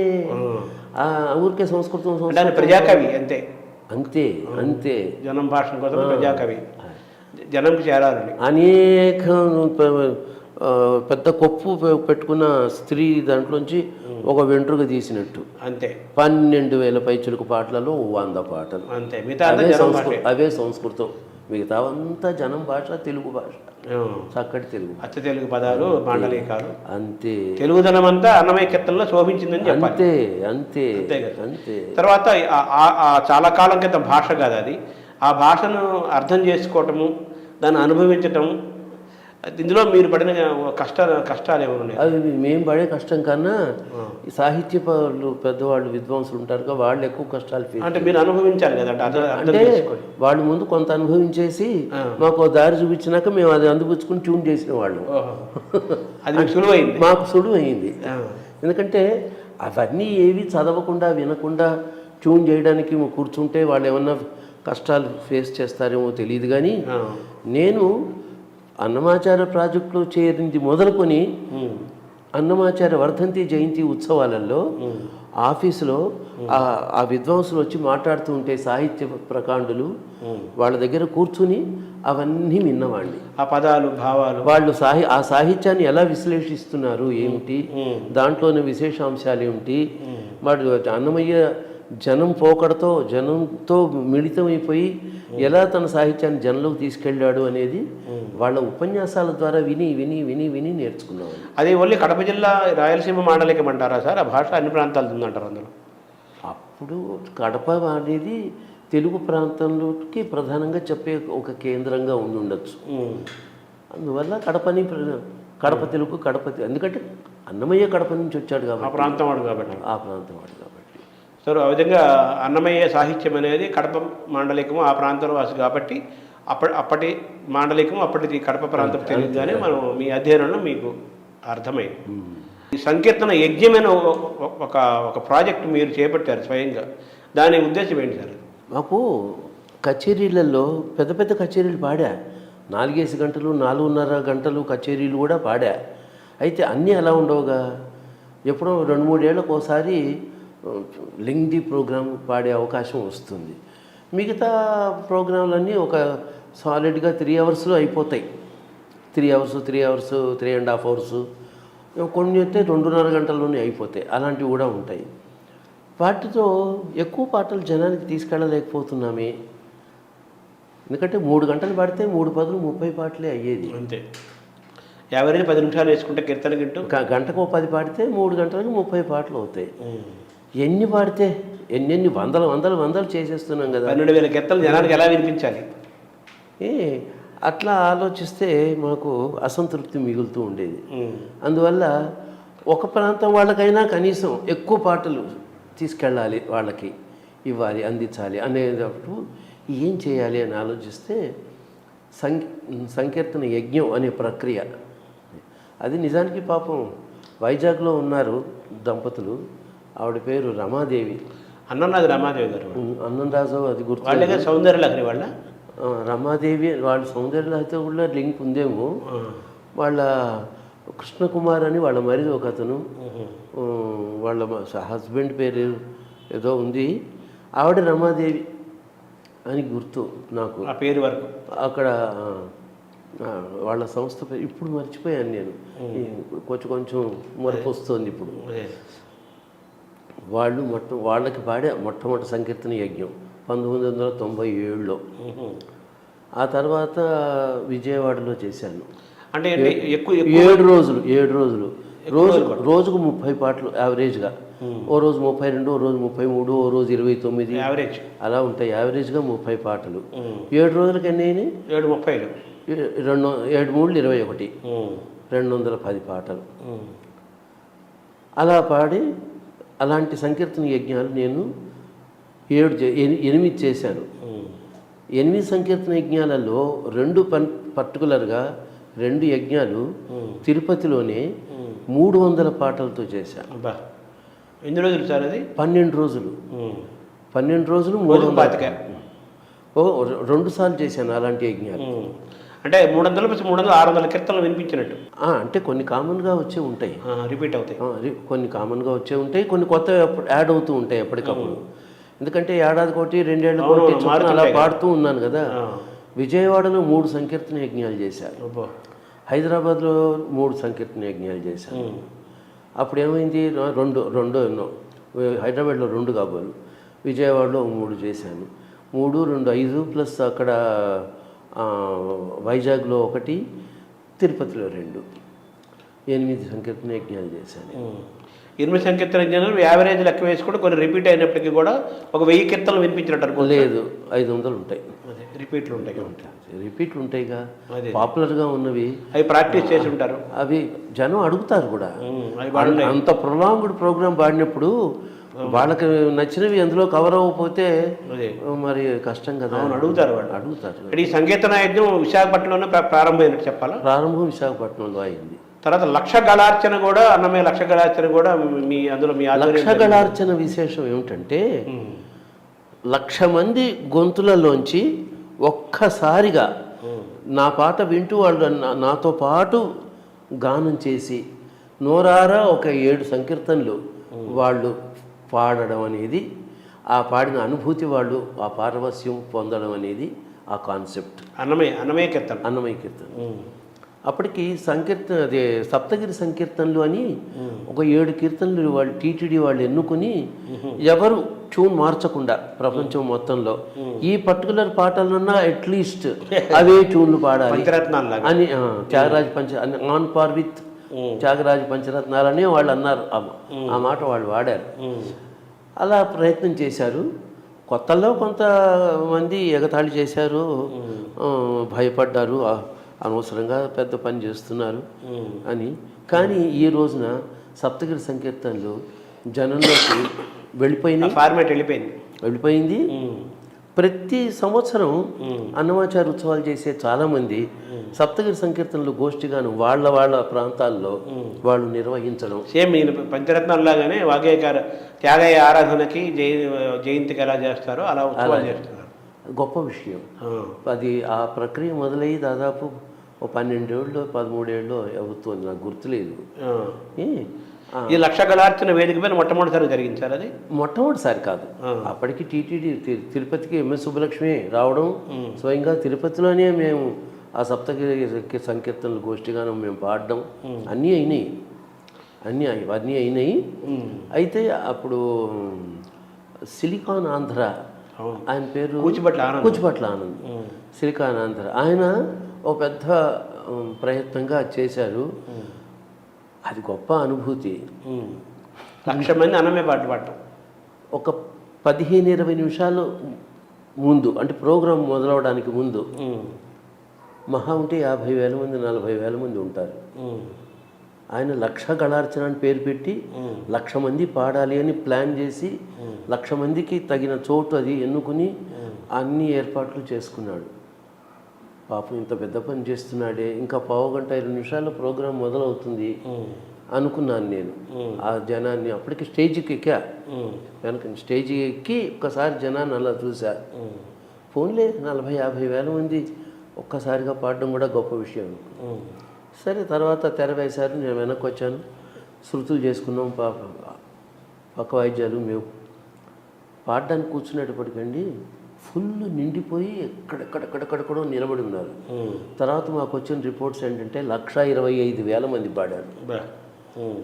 అంటే తర్వాత 15-20 నిమిషాల్లో 1,00,000 మంది కాగా ఇంకా ఎక్కువ కూడా వచ్చారు.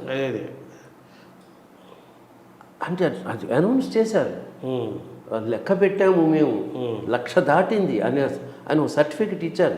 అది వాచ్ చేయడానికి వచ్చారు, గిన్నిస్ బుక్లో పెట్టడానికి. నేను ముందు చూసి 15-20 నిమిషాలు ముందు చూసినప్పుడు ఓ 50,000 యావరేజ్గా ఉంటారు అనుకుంటే, ఏంటా జనం సముద్రం, కళ్ళు చెప్తాయిగా. అవును, 50,000 మందిని చూసినవి ఈ కళ్ళే, అవును, 1,00,000 పైన జనాన్ని చూసినవి ఈ కళ్ళే. కాబట్టి మోసపోయే అవకాశం లేదు. అదే ఏం అసలు మతి చెలించింది. అది అన్నమయ్య సంకీర్తన యజ్ఞంలో భాగం అనుకోవాలి కదా. అదొక యజ్ఞం. ఈ రోజున చాలా మంది 1000 మందితోనూ 10,000 మందితోనూ చేస్తూ ఉన్నారు. సహస్రగళార్చన అని అది అని రకరకాల పేర్లు పెట్టి మినిమం 1,000తో చేసేవాళ్ళు చాలామంది ఉన్నారు. ఎంతమంది వీలైతే అంతమందిని కూడా తీసుకుని ఈ కార్యక్రమాలు చేసేవాళ్ళు కూడా చాలామందే ఉన్నారు. కానీ 1,00,000 అనే జనంతో మొట్టమొదట ఈ పని చేసింది కూచిపట్ల ఆయన అభినందనీయుడు, మహానుభావుడు. అయితే నేను ఆ సందర్భంగా నేదుల కృష్ణమూర్తి గారిని అడిగాను ఈ విషయం గురించి. సార్, 1,00,000 గళార్చన అన్నమయ్య చేస్తున్నారు అంటే 1,00,000 మంది ద్వారా 1,00,000 మంది ద్వారా అన్నమయ్యని వాళ్ళు తలుచుకుంటున్నారు, కొన్ని కోట్ల మంది లోకాన్ని తెలియజేస్తారు. లైవ్ ఇచ్చారు కదా మీకు. చాలా దేశాల్లో, అన్ని ఛానల్స్ ఇచ్చారు, చాలా దేశాల్లో లైవ్ వెళ్ళింది. అదే మన ఇండియాలో నాకు తెలిసి 7-8 స్టేట్స్ కవర్ చేశారని విన్నా నేను. అది నాట్ ఓన్లీ తెలుగు. అంటే ఆయన ఏమన్నారంటే 1,00,000 మందితో ఇది ఉంటుంది నాదం అనేది, ఇంతమంది చేయటం అనేది ఆయనకి సరైన అభిప్రాయాన్ని వ్యక్తపరచలేదు నేదురుగా. ఆ భావం నాకు ఉంది. ఎవరు సరిగా అందరూ బాగా పాడతారు నేను చెప్తాము. అదే అది కూచిపట్ల ఆనందతోనే సుదీర్ఘంగా చర్చించా. మీరు పెడుతున్నారు కానీ కరెక్ట్ ట్యూన్ పాడేవాళ్ళు ఎంతమంది ఉంటారండి, ఇంకా పొలవమని అరుస్తారు ఎవరి పాటికి వాళ్ళు, అందరూ గాయకులు అవరు కదా. అది ఇదండి భగవన్నామం అండి. భగవన్నామం చెప్పడంలో ఎవరికి ఎంత చేత అయితే అంత చెబుతారు. మీ పాట ప్రధానంగా వింటూ ఉంటారు, మీతో పాటు వాళ్ళు పాడతారు. మైకుల్లోకి వెళ్ళేది మీ పాటే కదా, వాళ్ళు పాడేది జనం పాడేది మైకుల్లోకి వెళ్ళి వాళ్ళు ఊరందరికీ అది వెళ్ళదు కదా. ఊరందరూ ఛానల్ ద్వారా వెళ్ళేది రేడియో స్టేషన్లు, టీవీ స్టేషన్లు, వీటిలోకి వెళ్ళేది మీరు ఎన్నుకుని మీతో పాటు కూర్చోబెట్టుకున్న బ్యాచ్ ఎవరైతే ఉంటారో మీ బ్యాచ్ పాడిన పాటే పెడుతుంది మీకు. అది చాలు కదా. ఆ విధంగా అన్నమయ్య మీ పాటకి, మీ స్వరరచనకి, అలాగే అన్నమయ్య సంకీర్తనలకి 1,20,000 మంది స్వయంగా అన్నమయ్య కీర్తనలు పాడుకోవటము, కొన్ని కోట్ల మందికి జనానికి అన్నమయ్య అనే కీర్తన ఆయన పేరు వెళ్ళటం అనేది జరగటం అనేది ఒక గొప్ప సన్నివేశం. అది ఆ కాన్సెప్ట్ ప్రోగ్రాం జరిగే వరకు కూడా నాకు పెద్దగా అంత సంతృప్తి లేదు. భయపడుతూనే ఉన్నాను, ఎందుకు ఈ ప్రక్రియ చేపట్టాడినా అని. కానీ ఎప్పుడైతే కళ్ళారా అంతమంది చూసి వాళ్ళు మాతో పాటు పారవశ్యంతో పాడడం నేను కళ్ళారా చూశాను, చాలా సంతోషపడ్డాను. సార్, ఈ 12,000 కీర్తనలకి స్వరరచన అయిపోయినాయి సార్? అవ్వండి, అంత తేలిక సంగీతాన్ని అంత చౌకగా చూడకండి. అదే అందరికీ నేను చేసే విన్నపం. ప్రతి వాళ్ళు ఈ ప్రశ్న వేయడం నాకు చాలా కోపము, బాధ కలుగుతుంది. ఒక పాట తమాషా అనుకుంటున్నారా? 12,000 కీర్తనలకి ట్యూన్ చేయడం ఇదే ఫ్యాక్టరీయా? 100 కొద్ది సీసాలు, 100 కొద్ది పాంప్లెట్స్, వేల కొద్ది పుస్తకాలు బయటకు వచ్చేది ఫ్యాక్టరీయా? సంగీతం అండి. అదే సంగీతంలో విద్వాంసులు కూర్చోవాలి, పాట దాని స్వరూపం సాహిత్యం బుర్రకు ఎక్కించుకోవాలి, వాళ్ళు ఆలోచించాలి. 1-4 రకాలుగా రకరకాల ఆలోచనలు వస్తాయి సంగీతపరంగా. అవన్నీ గోత్రూ అయ్యి ఒక స్వరూపం దానికి నిర్దేశించి ఎస్ ఇది బాగుంది అనుకుని అది నలుగురు విని అది కూడా బాగుంది అనుకుని ఆ తర్వాత దాన్ని రికార్డ్ చేసి జనంలోకి తీసుకెళ్ళి ఆ కాన్ఫిడెన్స్తో మళ్ళీ సెకండ్ పాట, అదొక పెద్ద ప్రాసెస్. ఒక ప్రసవ వేదన ప్రతి కీర్తన కూడా అలా కొట్టుకోగా స్లోగా ఇప్పటికి ఇన్నాళ్ళకి ఒక 4,000 పాటలు బయటకు వచ్చింది. అన్నమయ్య పరంగా మీ భవిష్యత్తు ఇంకేమన్నా చేస్తున్నారు సార్? ఇంకేమైనా కీర్తనలు స్వరరచన అది నిరంతరం సాగుతుంటుందా? టీటీడీ వారు ఎంతో అభిమానంగా నా చేత ఇంకా రికార్డింగ్లు చేయిస్తూ ఉన్నారు. నేను అంటే సంవత్సరానికి ఒక 3-4 రికార్డింగులు చేసి ఇస్తున్నాను. అంటే ఏమిటి, 30-40 పాటలు. ప్రతి సంవత్సరం ఒక 30-40 పాటలు నేను స్వరపరిచి పాడి, నాతో పాటు నా శిష్యురాలు బుల్లెమ్మ పాడుతోంది. అంతకుముందు కొన్ని పాటలు శ్రీదేవి అనే ఆవిడ కూడా పాడింది. ఆ తర్వాత మా అబ్బాయి అనిల్ కుమారు, ఒక బ్యాచ్గా నా బాణి ధోరణి అనుకూలంగా ఉన్నవాళ్ళు వాళ్ళందరూ, వాళ్ళ చేత కూడా పాడిస్తూ నేను పాడుతూ టీటీడీకి రికార్డ్ చేసి ఇస్తూ ఉన్నాను. మొత్తం మీద ఇప్పుడు దగ్గర 750 కీర్తనలు నేను టీటీడీకి ఈ అన్నమాచార్య సంకీర్తనలు ట్యూన్ చేసి రికార్డ్ చేసి ఆడియో రూపంలో ఇవ్వడం జరిగింది. పుస్తక రూపంలో నోటేషన్లు అవి అచ్చు వేసినాయి. అది ఒక 12 పుస్తకాలు అచ్చు వేశాను. అది వేరే వ్యవహారం. ఆడియో రికార్డింగ్లు ఇంత చేసాం. కచేరీల ద్వారా చేయగలిగింది కచేరీల ద్వారా చేస్తున్నాం. ఏదైనా మొత్తం మీద ఇది స్లో ప్రాసెస్ అని చెప్పాలి. వేగంగా ఎవరినో కన్విన్స్ చేయడానికి ఏదో క్రెడిట్ పాయింట్గా చూసుకుని పెద్ద పేరు తెచ్చుకోవడానికి, ఏదో గిన్నిస్ బుక్ ఆఫ్ వరల్డ్ రికార్డులోకి ఎక్కేయడానికి ఇష్టం వచ్చిన ఎడాపెడా పాటలు ట్యూన్ చేస్తే రుచి పచ్చి ఉండదు, దానివల్ల ప్రయోజనం ఉండదు. ఆ తొందరపాటుతనం మంచిది కాదు. నేదురుని గారు ఈ మొట్టమొదటి కీర్తన స్వరపరిచినప్పుడు ఇదంతా నేను చేయలేదు, సాక్షాత్ స్వామివారే చేశారండి. మీకు కూడా మీరు ఇన్ని కీర్తనలు 1000 కీర్తనలు దాదాపు స్వరపరిచారు అన్నారు కదా. ఒక కీర్తన చేయటం అంటే మాటలు కాదు, ఒక ప్రసవ వేదన ఉంటుంది, ఒక తపస్సు, అది ఒక యజ్ఞము, చాలా దైవము. నేను ఆ కీర్తన చాలా పెద్ద ప్రయాణం, ఒక యోగ విద్య లాంటిది, ఒక ప్రయాణం ఉంటుంది కీర్తన బయటికి రావడం అంటే అని మీరు ఇందాక చెప్తున్న మాట కూడా అర్థమైంది. చూస్తే మీరు కూడా ఈ కీర్తన సంకీర్తన ఈ స్వరరచన ప్రయాణ యజ్ఞంలో ఈ యాగంలో మీకు కూడా అటువంటి అనుభూతులు కలిగాయి సార్? ఇది నేను చేస్తుంది నేను కాదని అనే ఒక అనుభూతి. నా జీవితంలో నేను ఎక్కిన మెట్లు, నేను పడ్డ కష్టాలు, నేను సాధించాను అనుకుంటున్నది, ఇదంతా ఆలోచించి సమాలోచన చేసి చూస్తే అహంకరించి చెప్పాల్సింది ఏం కనిపించాల నేను చేశాను అని. భగవంతుడి దయతో అన్నమయ్య నిజంగా నాలో ఉండి చేయిస్తే చేశాననే అనుకుంటున్నాను. ఇది ఎవరు ఎలా అర్థం చేసుకున్నా నాకేం సంబంధం లేదు, నాకు బాధ లేదు. ఎందుకంటే నేను చేసిన పాటలలో పలికిన అనేక పలుకులు, అనేక స్ట్రక్చర్స్, ఆ మ్యూజికల్ స్ట్రక్చర్స్ బాగా అర్థం చేసుకుంటూ చూస్తే అవి నాకు కావు అనిపిస్తుంది. ఆ అన్నమయ్యే స్ఫురింపజేస్తే ఆయన సంకల్పంతోనే నేను అవి పాడగలిగాను, చేయగలిగాను. పూర్తిగా నా ప్రజ్ఞ అని నేను చెప్పడానికి నేను సాహసించను, సత్యం. ఇన్ని కలిగిన మీ ప్రయాణంలో మీ ప్రయాణాన్ని, మీ ఎదుగుదలని మీ తల్లిదండ్రులు గమనించారా, చూశారా సార్? మా నాన్నగారు పాపం ఎక్కువ చూడలేకపోయినారండి. ఎందుకంటే మా నాన్నగారు 40 ఏళ్ల క్రితం చనిపోయారు. అప్పుడు నేను అన్నమాచార్య ప్రాజెక్టులో చేరిన కొత్తలు. అయితే కొత్తల్లో నేను చేసిన జయలక్ష్మి వరలక్ష్మి, మంగామణి హనుమంత, వినరో భాగ్యం, విష్ణు కథ, అలాంటి పాటలు బాగా విన్నారు, ఆస్వాదించిన. నా కొడుకు బాగా స్వరపరిచాడు, బాగా పాడుతున్నాడని ఒక ఆనందాన్ని పొందారు మా అనుభవుడు. ఆ తర్వాత వారు పరమపదించారు. మా అమ్మ ఒక 20 ఏళ్ళు అవుతోంది దగ్గర ఆవిడ పోయి. ఆ 20 ఏళ్ల క్రితం వరకు నేను చేసినవన్నీ చక్కగా ఆస్వాదించారు. జనం అందరూ నన్ను బాగా ఆత్మీయంగా భావించి తలకెత్తుకుని నన్ను పొగుడుతూ ఉంటే అవన్నీ విని మా అమ్మ చాలా సంతోషపడ్డారు. ప్రయోజకుడైనాడు అన్నమయ్య పాట వల్ల ఈ గుర్తింపు వచ్చింది.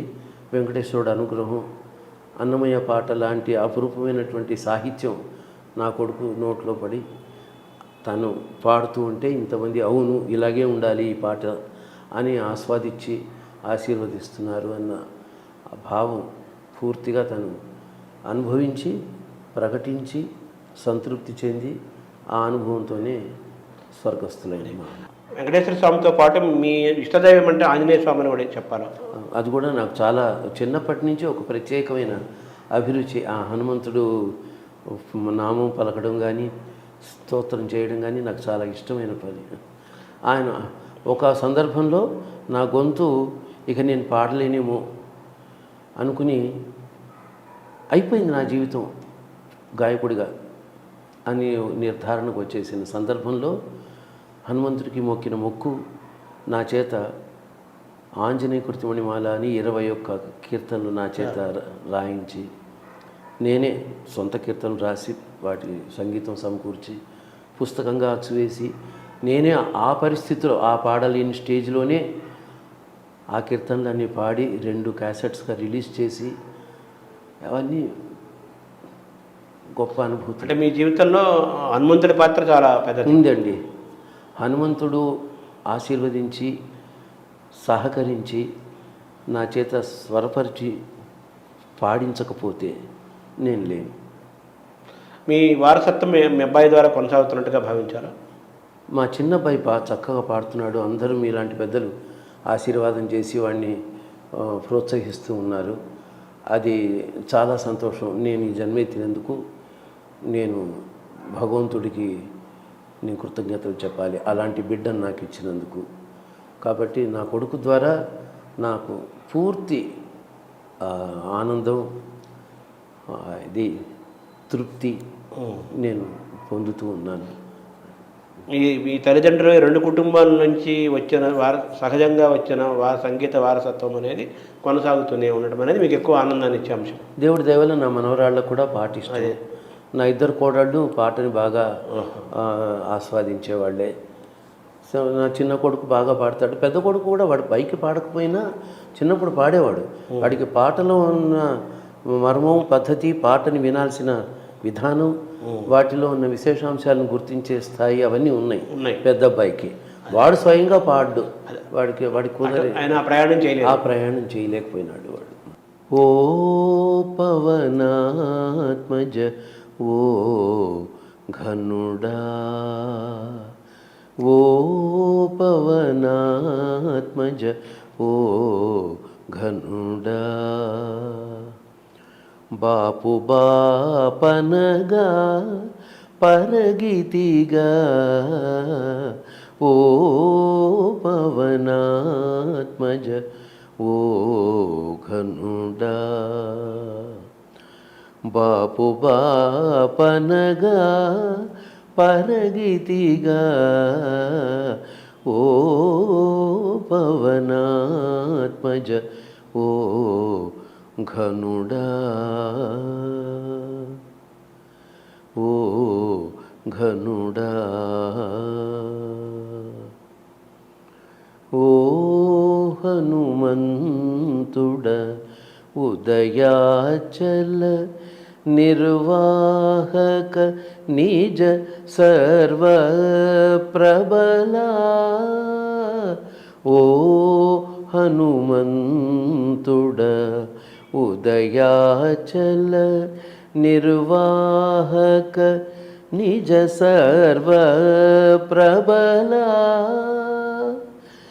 దేహము మోచిన తెగువకు నీటువలే, దేహము మోచిన తెగువకు నీటువలే, సాహసమిటువలే చాటితిగా